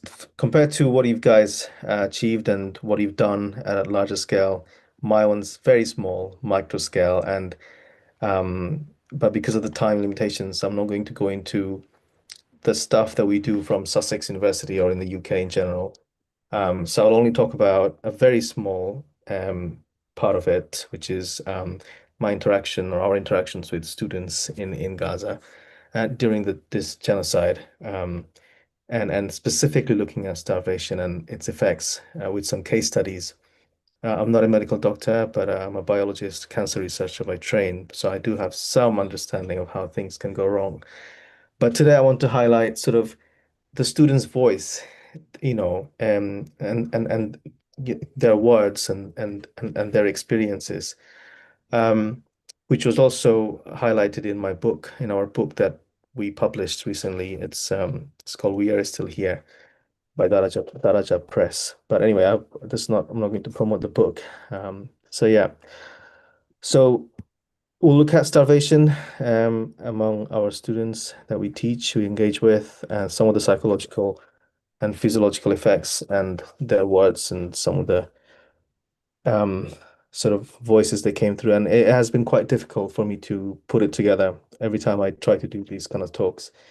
It's quite emotional, as you'll understand. So just let me tell you, I'm sure you know this already, but just to give you a sense of how many students there are in higher education in Gaza Strip. So it's about 115 to 16,000 students, and the universities they have, the major universities, we have about 80,000 students.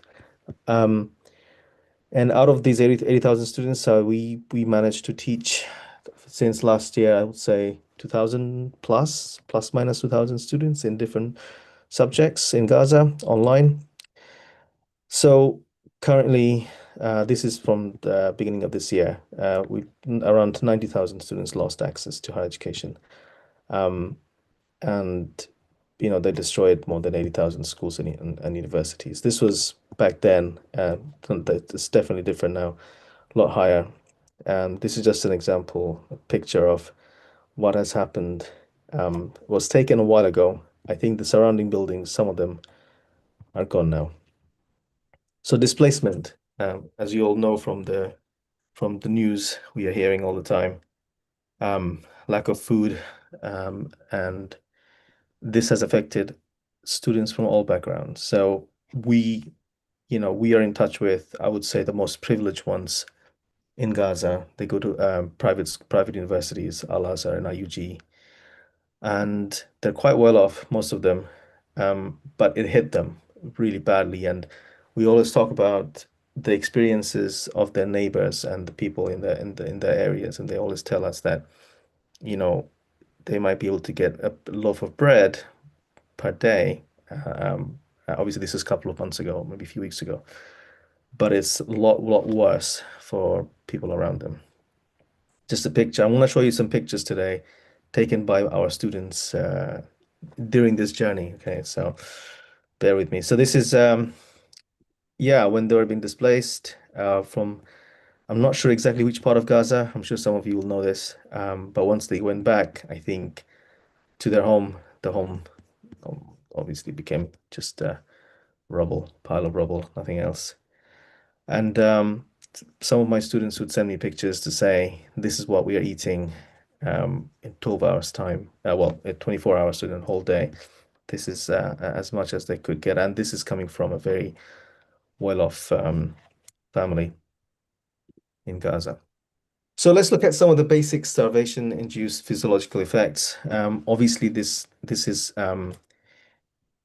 forced starvation, but it's lack of food you're talking about, and what can happen to human body. So severe weight loss, muscle wasting is pretty common. The growth can be delayed due to malnutrition. The immune system is weaker, gets weakened with time, and infections are quite common in these populations. Nutrient deficiency is pretty common. Again, anemia, vitamin C and D deficiencies, heart, liver, kidney failure. We have some students who've gone through these, and I can give you some examples in a minute. Dehydration, absolutely, that leads to fatigue. We didn't see any cardiac arrest in these young youth university students, but it might have happened to their family members. Edema, swelling, quite common. Reduced cognitive function, so the poor concentration and slower learning and memory loss. And this was very evident in our, because we teach them lots of things. And at the beginning of the genocide, they're okay. They were coping fine with their education, but it significantly reduced as they went through starvation. Hypoglycemia, hypothermia. Many students actually had a very sort of low blood sugar, and that led them to sort of faint. We had many fainted students, and we found, well, our tutors who were connected with these students, a lot of the female students who share that is changing the regularity of the menstruation cycles. Psychological effects, not surprising: depression, anxiety, hopelessness, due to prolonged hunger and uncertainty. This is very common among our students. Irritability and aggression. We found that in the last few months, the students, when they respond to messages or they write to us, they and again, it's not of course not intentional, but they often sort of can come across angry, and that's totally understandable, obviously. Cognitive impairment, leading to sort of poor problem solving, learning difficulties, reduced attention span. Loss of motivation is something we are seeing all the time. PTSD, yeah, social withdrawal, very common again. Risk-taking behavior. This is something it is seen among people going through starvation and going through a prolonged period of what's happening in Gaza. These young guys, they want to take revenge. Sometimes they would say things like, maybe I should just kill myself, and obviously here it's a joining armed forces, but it's not really that. So a lot of them would say, I will leave Gaza and never come back. Yeah. And there are ways to leave Gaza. Obviously, there are certain times. Sleep disturbances and long-term mental health impacts. So now let's look at some data. So I just did a quick, very short. We had lots of teaching groups, and I asked one of the groups to tell me sort of and I don't want to do any studies on them. Absolutely, that's not the intention. But I just wanted to know their experience and what actually happened during the starvation and um, lack of food. So not surprising. We got about 8 females. I think the most um, the severe one was this one here, where somebody lost 17 kilo, 50 kg, 37 kg. This person lost 20 kilo, but they were up to 60 kgs, I think, from 80 to 60. But this girl here, she lost 17, and I know that when she sent me a picture of when she was 54 versus 37, um, and she collapsed several times. Um, and her response was, "It's okay, In Arabic, they say, Alhamdulillah, thank God. It is what it is." But this is some of the stats. You can see how that's impacted their health. If you're losing this much weight, and it's very small sample. I mean, we could have done it with 2,000 students, but that's not going to happen, something we would do. Um, and yeah, this is quite a bit. Yeah. Anyway, so we have another student. His name is Obey. Fantastic student. He's from Al Azhar University studying English language and literature. And I've known him for a while now. He's a great coordinator among the student cohort in Gaza. And he wanted me to show this picture to all of you. And all of our students are very open-minded, and they really want their voices, their stories to get out. And so I wanted to show you his status. I mean, this is 75.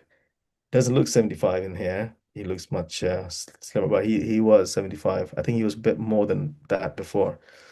And then this is 55. I think it's a lot less now, probably 50. And he wanted to he wanted me to show you the picture of his cat who also passed away quite recently from no food. And this was his a moment when he thought that he can't go on anymore. So this is quite severe. And another case, we found that the student, he was pre-war, he was about 110 kg, quite healthy. And in the first phase of the war, of the genocide, he called it war.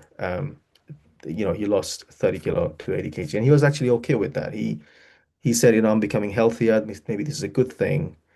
But when the second kind of phase started, when they're completely displaced, they lost their homes, and there's no food left, and they lost their money, they lost everything. He lost another 22 kgs. So now he's about 58 kilos. So that he lost 52 kgs in total. And the personality has changed. He's very weak. I believe he lost his father as well. So he was killed. So he has to go and get aid from the aid center and water for his mother and sister. So it's very disturbing. So yeah, and a lot of our students told us they would make bread with animal feed and ground lentils and breadcrumbs. Um, and some of their words, survivors describe feeling cold and distant, detached from their own emotions. This is a very common theme that came across all these students that we spoke to, hopelessness and spiritual struggle. Um, they you'd hear things like death is much better than living under these circumstances. So it's okay. I lost my brother. He's a martyr. I'm happy to be one as well. This kind of thinking, survivor's guilt and resentment. So they follow a lot of Palestinian people, for example, on social media, and they would see that many of them they're enjoying their lives, the ones who left before Gaza or before the war or during when they had a chance. And they would say things like, yeah, I wish I was one of them, left Gaza. Look, they're enjoying their lives. And this is some things we are hearing from them. Loss of identity and purpose, no longer saw the person I once knew. Social withdrawal, very common, and resilience and faith. Yeah, holding on to hope and belief that patience and suffering have meaning. really strong words that come out, and hunger, exhaustion, weight loss, sickness, some things they would tell us, which I think what we've covered in the beginning is just sort of show the general sort of impacts, but these are the things that actually happen to them. Long walks to carry water, basic survival, taking all strength. I've had a student who used to message me before he was going to aid center and said, "Hey, I'm sorry, I'm going. I don't know if I'll come back, but please pray for me." So I said, "Yeah, no, they'll be fine. Don't worry." He's gone. 4 days later, I messaged him many times, no response. 4 days later, his sister messaged me from his phone to say he just arrived. He lost 2 of his friends. They went together, 3 of them, and he's so exhausted that he came home and he just collapsed, and now he's sleeping. So yeah, some more words. For starvation, it's not okay. But some of the things they say about hope is I still try to hold on to hope that God will never waste our patience or our pain. And they don't complain that much. It's true. Thank God, because they complaining felt like losing our dignity. So yeah, I wanted to show you these pictures as well. Some of the pictures they sent, shared with me. These are all on Instagram page that we set up for our students to post things. And you can see some of the, like I told you, they used to be very well off, at least. Unfortunately, they lost the livelihood in so many ways. And again, some more pictures. This is one of our sort of students' cousin who was same age. They go to the same university. He was shot when he was trying to get food. And this is a graduate engineer who told us that he wanted to become a civil engineer. He wanted to go abroad, apply for scholarship. He went back to his home and found this instead. This was his sofa back in the day. And I promised them I'll show you those pictures of one of our students' grandparents, and they used to live in a very nice villa, and yeah, and some other students that they're still smiling, still going ahead with their education, and yeah. But if you are interested in knowing what we do a lot of work with Palestinians in Gaza. I'm more than happy to speak to you if you're interested in helping us in any way. Do let me know. This is my email address. I'm a scientist and an educator. I don't really do a lot of activism outside, but we try to do what we can to help the 2,000 students we know in Gaza. And yeah, but thanks for listening.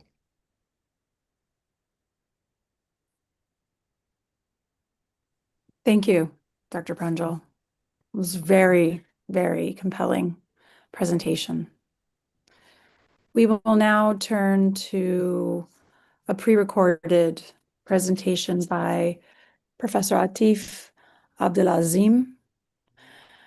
Professor Atif is an emeritus professor of internal medicine and rheumatology at Cairo University, and also a fellow of the Royal College of Physicians in the United Kingdom, chairman of Rheumatology and Rehabilitation Unit at Dr. Irfan Hospital in Jeddah. I pass it over to our IT to start his talk. Thank you. Before going to this presentation, I would like first to thank the organizing committee for giving me such a great opportunity to share with you such a symposium about the starvation and its effect and its usage as a war and its effect on different systems. The task I was given today is to talk about the effect of starvation and the interaction of starvation with the immune system. And the theme of my presentation today, I'm going to go through the following points. I'm going to give a very brief introduction to the immune system for those who are not aware of it. And then I'm going to talk about the stages of starvation and the immunodeficiency status, which occur in starvation, and at the risk of infection due to the starvation. Then I'm going to go very rapidly about the role of adipose tissue, the fatty tissue, in immunity. And last but not least, I'm going to give a very brief discussion about the microbiota and its effect in starvation. The immune system, we have to talk about it like a military with different branches. And the job of this military system in our body is to identify any threat. And once that's identified, it would mount an attack to eliminate the invaders, which are usually the pathogens. And the great advantage of this immune system is that it has a memory. So it remembers these invaders if they attack the body once more. As I said, the immune system is formed of different branches. There are two main branches of the immune system, the innate immune response and the adaptive immune response. The cells of the innate immune response, they have a very peculiar characters. Number one, they are non-specific. By that, I mean, although it can differentiate between the human cells and the different pathogens invading the body, but it does not differentiate between the different pathogens. And the second character is that the reaction of this innate immune cells is immediate, very rapid. Once a toxin or microorganism enters the body reacts straight away to that within minutes. And because this interaction takes place very rapidly, it usually causes fever. The innate immune system does not have any memory, which means that if the pathogen or the invader attacks the body once more, the body does not remember, the innate system does not remember it, and deals with it as a new invader. It also includes some chemical barriers like the acidic pH of the stomach and the lysosomes in our tears. There are some physical barriers like the epithelium on the skin and the gut, and cilia, which are present in the airways. In comparison to the innate immune response, the adaptive immune response is very specific for each invader. So it can react with one invader at a time, very specific to each cell or each pathogen. And it's diverse. By diverse, I mean that it can deal with different pathogens, different microorganisms at the same time. And the great advantage that it does have a memory. So it will recognize the pathogen or the invader if it is exposed to it once more. The adaptive immune response does not react straight away. It's not an immediate reaction. The cells, which are mainly T cells and beta cells, need to be activated. The activation of these cells is called priming. And this priming of T cells takes between 10 to 14 days. So these are the main differences between the innate and the adaptive immune response. And these are the cells which are involved in immunity. The hematopoietic cell, the one at the bottom, this is the mother cell, which can get differentiated into red cells, platelets, and white cells. And the white cells, we have two lineages, the myeloid lineage and lymphoid lineage. The myeloid lineage, this is the mother cell, myeloid progenitor cell, which will differentiate into neutrophils, infiltrating basophils, eosinophils, as well as mast cells and monocytes. Monocytes are present in the blood. When they go to the tissue, they are converted into macrophages and dendritic cells. The lymphoid lineage, when it comes to lymphoid progenitor, the mother cells of the lymphoid cells, there are three types of lymphoid cells. We have the natural killer cells, which is considered as a part of an innate immune system, and the beta lymphocytes and the T lymphocytes. The B lymphocytes, when it matures, it transforms into plasma cell, which secretes immunoglobulins and antibodies, and small part of it will be transformed into an immune memory B cells. The T cells are transformed into T helper cells, which is CD4, and cytotoxic cells, which is CD8 T cells, and the memory T cells. And these are how the cells look actually in real life, the neutrophils, the basophil, basophil mast cells, and the dendritic cells. And the dendritic cells are very important, usually present on the skin and the surface epithelium of the gut or the airway, and it is responsible with macrophages and monocytes to present antigen to the T cells, and by that it will activate the adaptive immune system. Then I'm going to move to different stages of starvation. Starvation actually goes through 3 different phases. The first phase, which starts a few hours after fasting, and the glucose reserves in the liver is present in the form of glycogen, and the glycogen will start to be broken down in starvation by a process called glycogenolysis. So it will release glucose in the blood, which is used as a fuel for the different body tissues. And by breaking down of the fatty tissue or the adipose tissue by a process called lipolysis, which will release fatty acids in the blood. The second phase, after a day or 2, will start and can last for several weeks. And this mainly concentrates on the breaking down of the adipose tissue and the fatty tissue. The adipose tissue will be broken into fatty acids, and the body will switch completely to beta oxidation of the fatty acids. So the fatty acids will be oxidized and it will form glycerol. Glycerol is taken by the liver to be processed and transformed into glucose, so the body can use it. This process is called glyconeogenesis. And at the same time of the breakdown of the lipids, there are release of big amounts of ketone bodies. The ketone bodies, such as beta-hydroxyprotein, these are used as a fuel for different tissues, especially for the brain. The last phase, when the adipose tissue is consumed, is starting by the breaking down of the protein in the muscles, a process called proteolysis, where there is breakdown of protein, releasing amino acids in blood, and the amino acids will be taken again by the liver for a process of gluconeogenesis to form some glucose. And during this phase, there is considerable loss of the body mass. The muscles will be lost, and the locomotor activity will be markedly reduced, the production reduced, immune cell function will be markedly affected, and if this left, the patient is left without any resumption of feeding, he will certainly die. The malnutrition and starvation has been identified as a leading cause of immunodeficiency status, which affect all age groups, but specifically in the very young, the neonates, and the very old, the geriatric population. And we're going to go through that in some detail. Because of this immune deficiency status, the patients who are starved are at increased risk of infection, which can occur in the lungs, in the GIT system, in the urinary system, and this is the main cause of death. Actually, it's the leading cause of death. Other cause of death in starvation is cardiac arrhythmias, cardiac arrest, and the electrolyte imbalance. Just a very brief background about the relation between nutrition and immune system. The nutrition and immunity are very closely linked.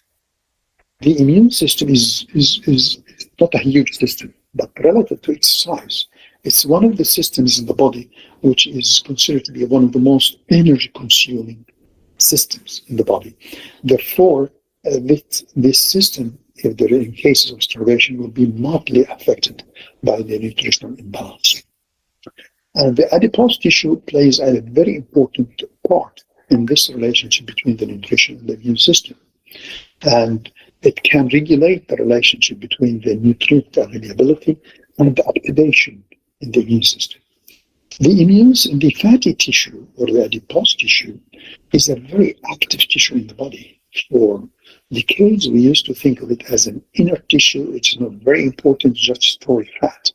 But we know in the last 20, 25 years or so that it is a very active tissue in the body, and it secretes a lot of bioactive substances. These bioactive substances are called adipokines or adipocytokines, which we know that they can directly affect the immune system. This is an electron microscope photo of the fatty cells, and this is a cross-section of one of these adipocytes or fatty cells. And you can appreciate that the nucleus and the organoids organelles are all pushed to one side, and the cell is occupied by a huge fat reservoir. Okay? As I said, these cells are not inert, they are active and secrete so many adipokines. In 1994, leptin was first discovered and was found it is an important hormone which regulates the appetite and it can suppress the hunger feeling. Adipopectin, which was discovered a year later, 1995, it increases insulin sensitivity and reduces inflammation. And as you go through the slide, you'll find so many other substances were discovered. So when you come to the leptin, which is the hormone secreted by the fat cells, although its primary function works in the brain to regulate the appetite and suppresses the feeling of hunger, but it can certainly affect different other organs. One of them is the immune system. And I'm going to show in a second how that could be affected. Other systems can be involved. The reproductive system regulates menstrual cycle, the bone, heart, blood vessels, and increased secretion of pancreas, insulin from pancreas, and as well as thyroid. Let us go through how can the starvation affect the immune system. I'm going through three different parts: the innate immunity, adaptive immunity, and the microbiome. The innate immunity, the cells of the innate immunity are markedly affected by starvation, starting from the epithelial cells, and then the granulocytes and mononuclear pathogens and natural killer cells. And in summary, they affect the number as well as the function of these cells and their ability to deal with the organisms, the process called phagocytosis, which is engulfing these abnormal cells, the pathogens, and secretion of chemical substances, which can deal with this organism, a process called chemotaxis. The dendritic cells are reduced in number, and these are very important because dendritic cells, macrophages, and monocytes are called antigen-presenting cells. They present the antigen on their surface, and they interact with the naive T cells, activate the T cells, and then the adaptive immune system will be activated. So all the cells of the adaptive innate immune system are affected by starvation. When it comes to adaptive immunity, the first process is the effective activation of the T cells. This is through a diminished number and activity of the dendritic cells or antigen-presenting cells. So the priming of the activation of the T cells is affected. Then the proliferation of the T cells is also affected, so they don't grow. And so many studies have shown that with nutrient deprivation, the proliferation of the peripheral blood lymphocytes is affected. When the proliferation is affected, their ability to secrete cytokines is markedly compromised. And the immunometabolism of the cells itself becomes markedly affected, and that it will affect its function. When the function is affected, that will increase the risk of infection. And this is how these immune cells, fatty cells, affect the immune system. And in cases of starvation, there is a reduction of leptin secretion. So the leptin is low in blood. When the leptin is low in blood, this will decrease the glucose transporter, the carriers of the glucose to the cells. So this will end in decreased T cell glucose metabolism. When the metabolism of the T cells is affected, it will reduce the effector cells, which are the CD4 cells, and at the same time it increases regulatory T cells, which is a sort of T cells like a pathway which controls, applies the law among the cells of the immune system. This will lead to a immune deficiency status and will increase the risk of infection. So the leptin, when it is reduced, it will reduce the number of circulating T lymphocytes, particularly CD4 and CD8 cells, as well as CD3, CD25 T cells, which are carrying the interleukin 1 receptors, and that will lead to a reduction of stimulation of the lymphocytes and reduce its response to different antigens and pathogens. The last part of my talk is about the effect of starvation on microbiome. Just a few words about microbiota. Microbiota, this is the assemblage the microorganisms which are living within a specific environment. The microbiome describes the whole habitat. So it's the microbiota, like the microorganisms beside their genomes, as well as the environment which they are living in it. So this is the microbiota, and the environment and the genes are the microbiome. These microbiota are living in different parts of our system: the gut microbiome, skin microbiome, vaginal microbiome, oral, and saliva. The microbiome, it's a huge number of microorganisms living with us, and they are our friends. They give us a lot of functions, and they help us. And it is estimated that the number ranges between 10 to 100 trillion microbes, which is, their number is more than 10 times the number of the human cells. And they can help us in maturity of the immune system, as well as the status of immune tolerance. They help for vitamin synthesis and the brain health. And the gut-brain axis is now, there's a lot of data about the gut-brain axis and how these microbiota are very essential for a proper brain function. And if they are defective, they can cause depression, anxiety, and Alzheimer's and others. So this is the main function of microbiome. I'm not going through that, but I'm going to show how this microbiome will affect our immune system. There are studies in vertebrates, especially fish, and there are studies in flies, which have shown that if they were exposed to starvation, that will affect the gut microbiome of these organisms. And there are another studies in patients or people with prolonged fasting, especially during Ramadan, for example, for Muslims, and that have shown also that the microbiota will be affected. Some will be increased, some organisms will be decreased. But the best animal model that we have so far is in patients with anorexia nervosa, where the patients with anorexia nervosa, they have the diversity of the microbiome is markedly reduced, and not only that, but its function and the structure is also very significantly reduced. And that will certainly affect have a certain impacts on metabolism, as well as the immune response and the mental health, and increase the risk of infection. So finally, my take-home message is that starvation can negatively affect the innate as well as adaptive immune systems, leading to immune deficiency status. Infection is the leading cause of death in starved persons due to immune deficiency. By that, I'll end my talk, and I thank you so much for your attention. Thank you, Professor Ataf. We're glad that you're still with us, even if we had to experience your knowledge through the video. It's wonderful that you'll be here for the question and answer session. Our next speaker is Dr. Ahmed Lotfi. He is a consultant obstetrician and gynecologist, has practiced in the United Kingdom, New Zealand, and the region of the Middle East. Thank you so much, Dr. Lofty. You're welcome. Hi, good evening, everybody. I did a recorded tape, and I didn't feel well today. I had a common cold, but the compassion of everybody just let me felt quite well. Actually, I would like to mention that I was in Gaza in 2019. I did practice in August and in September as a consultant gyne-oncology and laparoscopic surgery in Al Shifa Hospital and in Khan Yunis and in Rafah.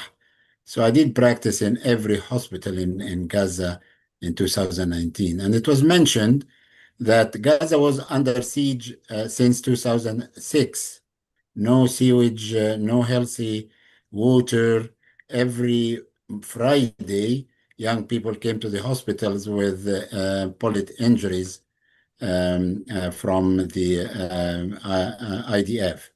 And the war on Gaza was not a punishment of 7th of October. It was meant to destroy Gaza. It was meant to kill everybody in Gaza, to eradicate. It was genocide and ethnic cleansing. And those who did not die because of the bombs, they should die because of the starvation. And the journey of starvation starts by hunger. And hunger, after 24 hours, it will lead to depletion of the glycogen in our body.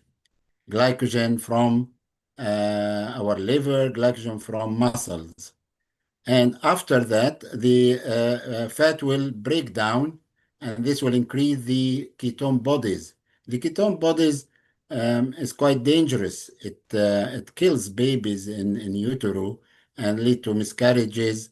It increases the risk of bleeding in pregnancy. Um, and all of this has terrible effects on the systemic organs. So in cardiovascular hypertension, arrhythmias, and in kidneys, hypoalbuminemia with edema and reduced immunity, fatty infiltration, and thymic atrophy, as it was mentioned before with Professor Atif. It will lead to a risk of infections. Two syndromes should be mentioned when we talk about the effect of starvation: marasmus and kwashiorkor. Marasmus is a word came from Greece, and it is meant severe wasting, and I don't need sharing because all this information was mentioned clearly before. So it was marasmus and kwashiorkor, two syndromes mentioned in the in malnutrition. Marasmus was mentioned for children under 1 year, severe muscle waste, and a mid-upper arm circumference less than 11 centimeter. Kwashiorkor with protein deficiency edema and it carries high mortality. Both syndromes can be described in maternal, in pregnant women. Pregnant women with undernourishment can have muscle waste with mid-upper arm circumference less than 22, body mass index less than 18, and increase of the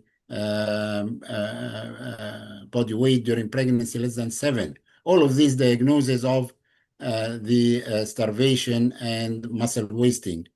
And also edema, moon face due to hypoalbuminemia is a risk factor for cardiac diseases, kidney failure, liver failure. And the long-term effects of the starvation on babies, apart from increased risk of miscarriage and increased risk of stillbirths, there are developmental abnormalities, mental deviations from normal, and there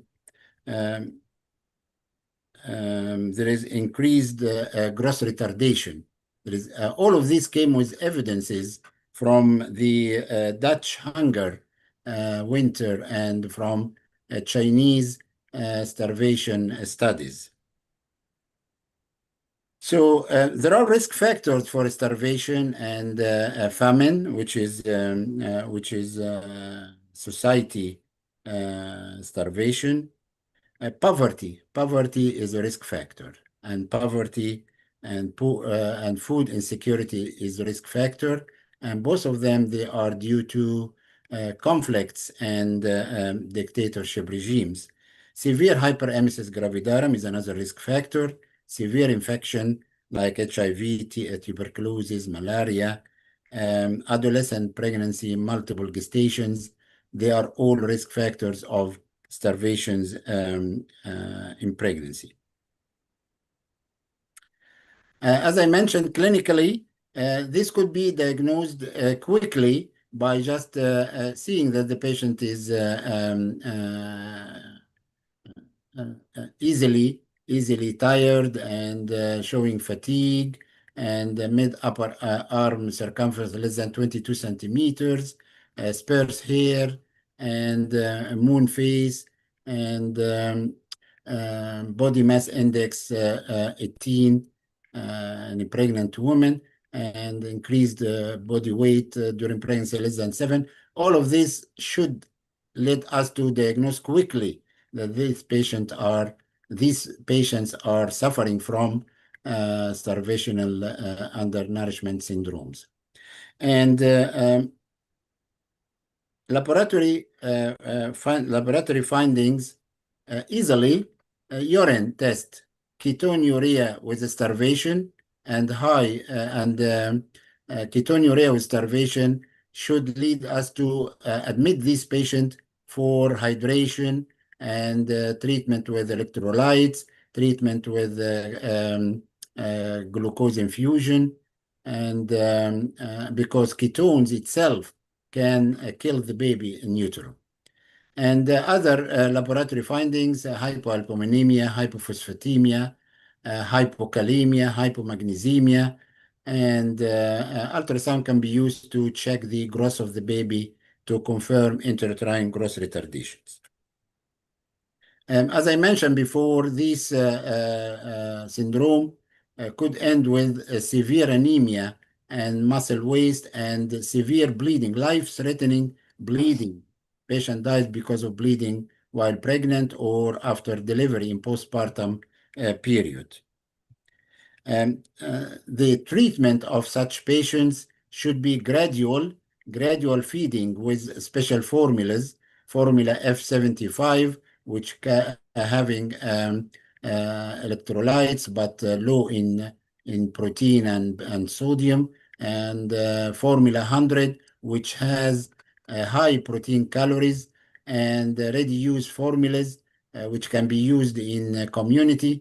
All of these formulas should be used regularly and according to strict guidelines to prevent refeeding syndrome, because the refeeding syndrome can kill the patient as well. Refeeding syndrome, if you feed the patient quickly with high calories, there will be a shift of electrolytes from extracellular to intracellular. It will lead to severe life-threatening hypokalemia, hypophosphatemia, and hypomagnesemia. So the patient may have cardiac arrest, respiratory failure because of muscle tiredness, or renal failure because of our rapid feeding. They should be admitted and having food per day, and this increase gradually every 4 to 7 days. And electrolytes are important, phosphates, potassium, and magnesium, multivitamins, vitamin A, D, and also supplementation of iron to treat anemias. These are the guidelines of the American Society of Nutrition in Refeeding Syndromes, and also the UK guidelines, the NICE guidelines of UK in treating patients with refeeding syndrome. The Health Authority in Gaza just published that there is 40% of pregnant women are suffering from undernourishment syndromes. 40%. And this means there are 40,000 women now in Gaza are suffering from this syndrome with high risk of life-threatening complications, miscarriages, intrauterine fetal death, bleeding, major organ failures. So we are just putting these facts in front of the World Health Organizations. Thank you for listening, and sorry for a long presentation. Thank you. Thank you, Professor Ahmed. I think we are coming to our closing. I defer to Dr. Abir. Thank you so much, Serena. I'm sorry my cat is interested in the conference. So as a sum up of today, we have exposed to the ideas about the view of the dimensions from international human rights, from pathophysiology, from physical, from psychosocial dimensions on the consequences of starvation on the people in Gaza. Either they are students, they are infants, women, and in specific and as general. But I just wanted to thank everyone for attending this conference and joining us. And Serena, do we have any questions from the either speakers or participants to the speakers? We have Carolyn's hand up, and I know Iyad has also asked for a moment. So within our panelists and speakers, we do have both of them. So Yeah. Thank you so much. I have a little statements. Dr. Abira, Dr. Sarina, thanks for all. And this is a great participation. But I hope we want to encourage all of the concerned parts to issue statements affirming that the famine is ongoing up to this time and to raise the legal voice if the agreement is protected and the humanitarian protocol is implemented before the winter sits in. This is very important point, and we need urgently to do interventions and accelerate the pressure by helping others and all of the international community to keep going about talking about famine. This is a very dangerous point in our life, and we need to increase awareness and increase the pressure. And we will not give up about the increasing pressure. We need to stop the famine. It's a hidden weapon still going over the ground here. So thank you so much for.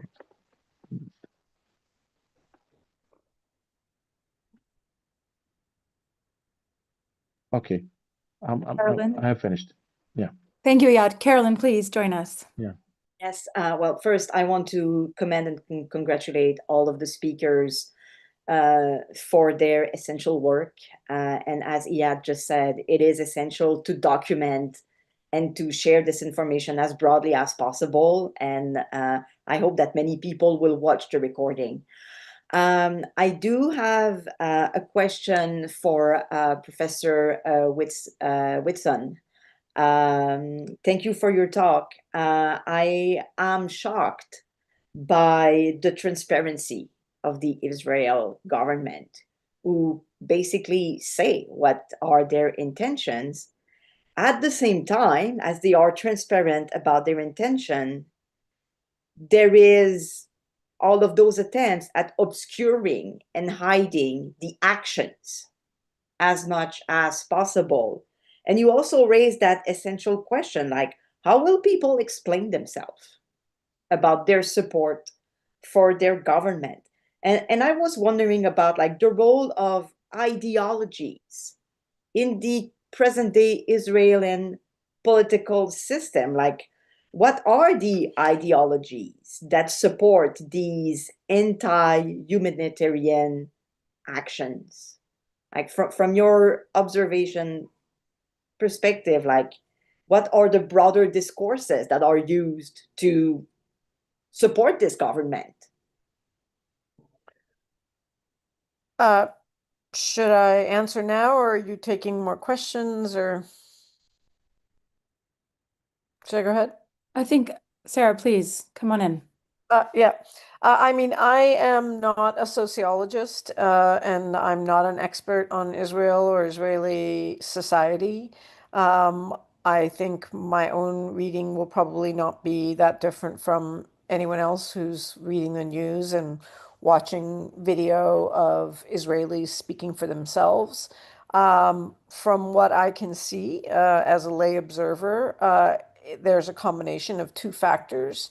One is the sort of mythology on which Israel has been founded and established as a Jewish state, which is really centers around the exceptional and unique persecution of the Jewish people as Jewish people. So it's a perspective that sees the Holocaust and the Jewish experience of the Holocaust as different from any other people in the world who've suffered genocide. So, I'm Armenian. Armenians have suffered genocide, but there's no mythology or ideology that the whole world is out to get us and only us and no one else in the world suffers that kind of persecution. So there's that kind of long-standing exceptionalism combined with the very traumatic experience of October 7 and the surprise attack, which I think really crumbled the confidence of the Israeli people that they were immune from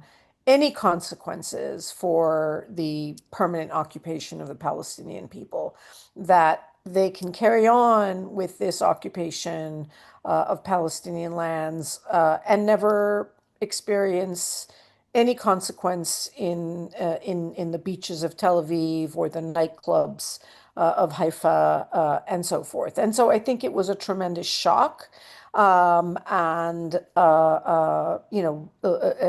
sort of really feeding into the mythology and political leaders that say, you see, we told you so. They're out to destroy us, just like everyone in the world is out to destroy us, and we have to destroy them before they destroy us. So it's this existential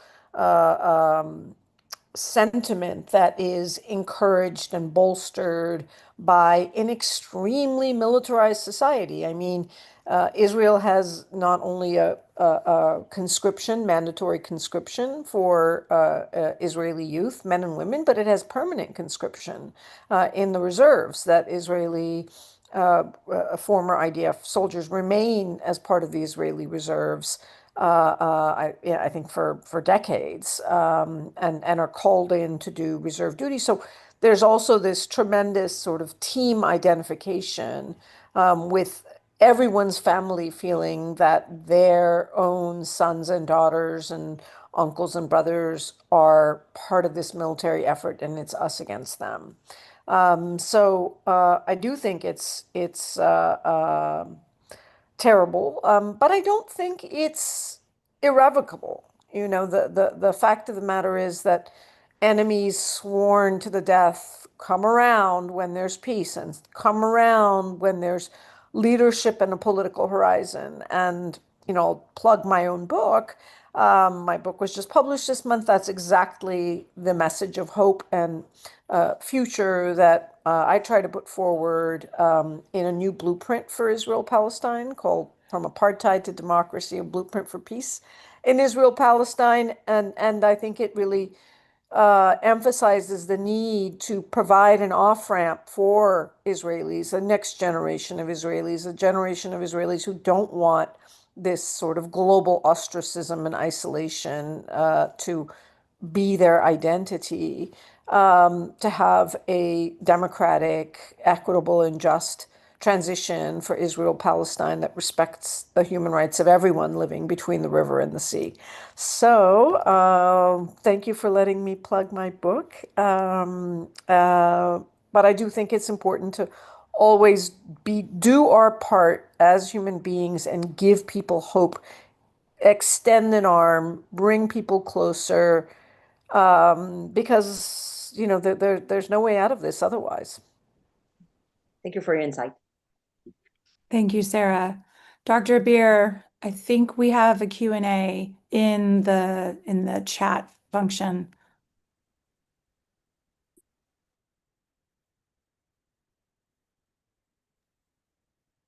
Hi, Serena. So are those in the question and answer or in the chat?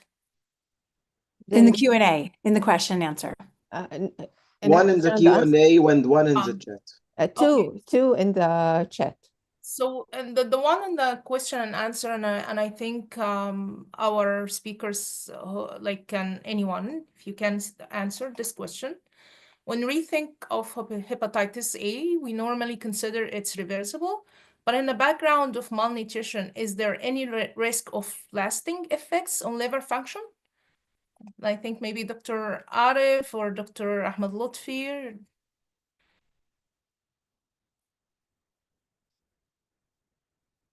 Dr. Atif, you're mute. Okay, thank you. The natural course of hepatitis A is usually reversible. In cases of malnutrition, severe malnutrition, there is a little chance that it can go into fulminant hepatitis. If it goes to fulminant hepatitis, certainly the mortality rate will be very high. Overall, this is one of the best forms of hepatitis because it's usually reversible.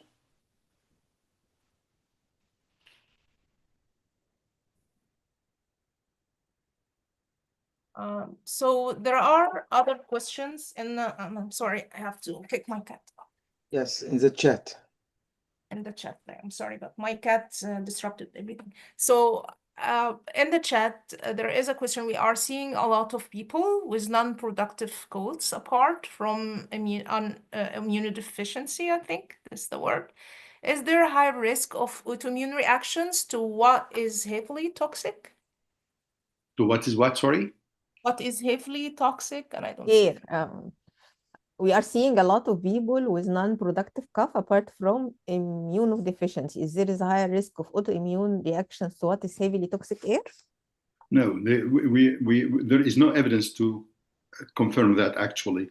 There is increased risk of infection, but the autoimmune disease, right, say, for example, lupus, rheumatoid, hepatitis, autoimmune hepatitis, or others, there is no risk, there is no obvious risk that the malnutrition or exposure to poor air can increase the risk of autoimmune diseases. That risk is not there, up to my knowledge.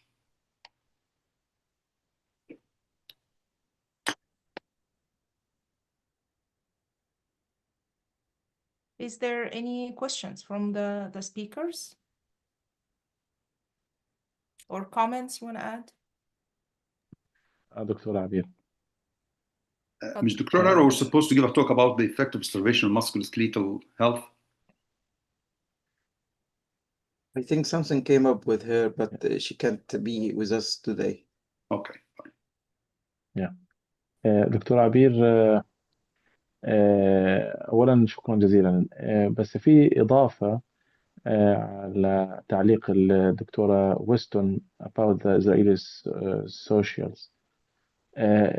From the beginning of the genocide up to this time, they prevented the social media locally to cover the incidents here in Gaza.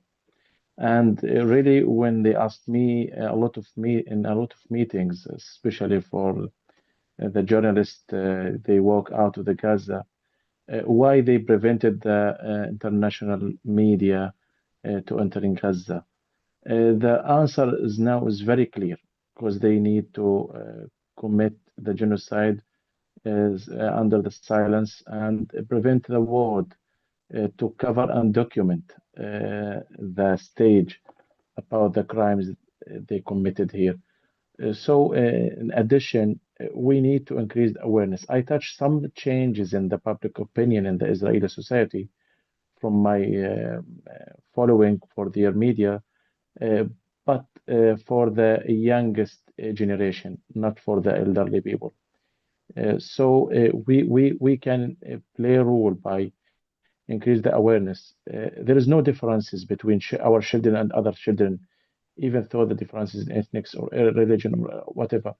But we need to increase awareness and to talk about the suffering of Gaza by their languages. I know, as a Palestinian, from my childhood, I witnessed the Israeli soldier in our camps and their punishment for the youngest man and what they did before. It's similar to the current situation, but with the differences in the shape of bombardment and the incursion. But from my childhood in the Shat camp, I witnessed something like this. If you remember the policy of breaking bones and shooting people around the camps. This is the old policy, but they, from time to time, they improve it to increase the suffering. So we need to do our best to increase awareness about this. Thank you so much.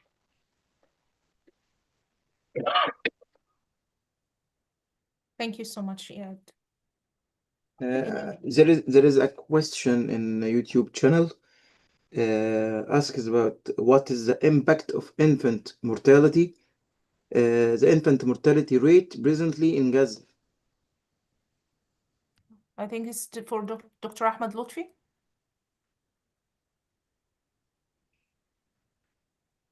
You're mute.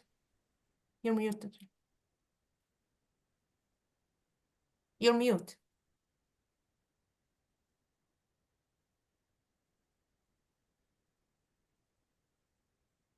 Still. Sorry, I was muted. Sorry. Yeah.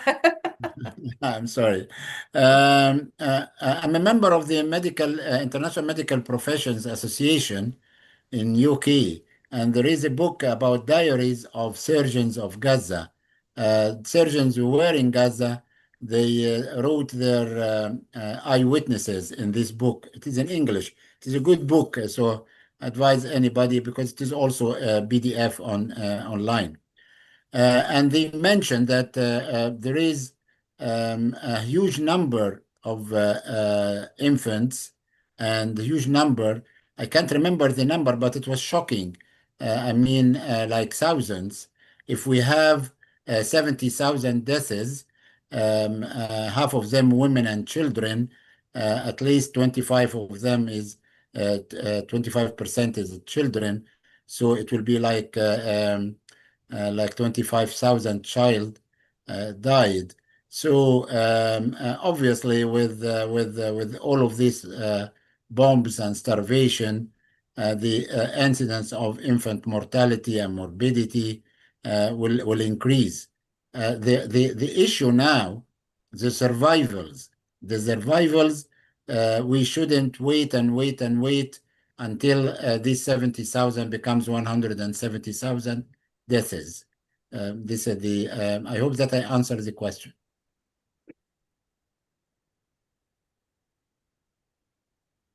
Okay, thank you, Doctor. Is there any questions, Mahmoud, in YouTube? No. Wonderful. So I think we are on time now to close our today's session. Thank you everyone for our prestigious speakers. Thank you everyone who joined us for the day. And we need to remember that this conference and webinar is not only to come together and talk, but it's also for documenting. We document what's going on in our history as the man-made starvation on the people of Gaza. We also think about, and this is because we have a research committee at Humanitarian Health Hub, that we will need to also publish this conference abstracts from what each of our speakers in a scientific journal. And I think it's another way of documenting the violations of human rights against the humanity, against the people in Gaza. I think in the last session, we would welcome also innovative solutions to document, to reach to the point that we need a man-made famine and a famine of gas in Gaza and any other area to be condemned by the international society. Thank you so much, everyone. Thank you so We much. have enjoyed your presence today. And I also encourage you for the speakers who had their sessions today to attend tomorrow and after tomorrow, because your presence is very valuable. Thank you so much. إن شاء الله إن شاء الله الله يعطيكم العافية. Thank you so Wonderful. much. Great job, Humanitarian Health Hub. Wonderful. Thank you so much. يعطيكم العافية يعطيكم العافية. السلام عليكم.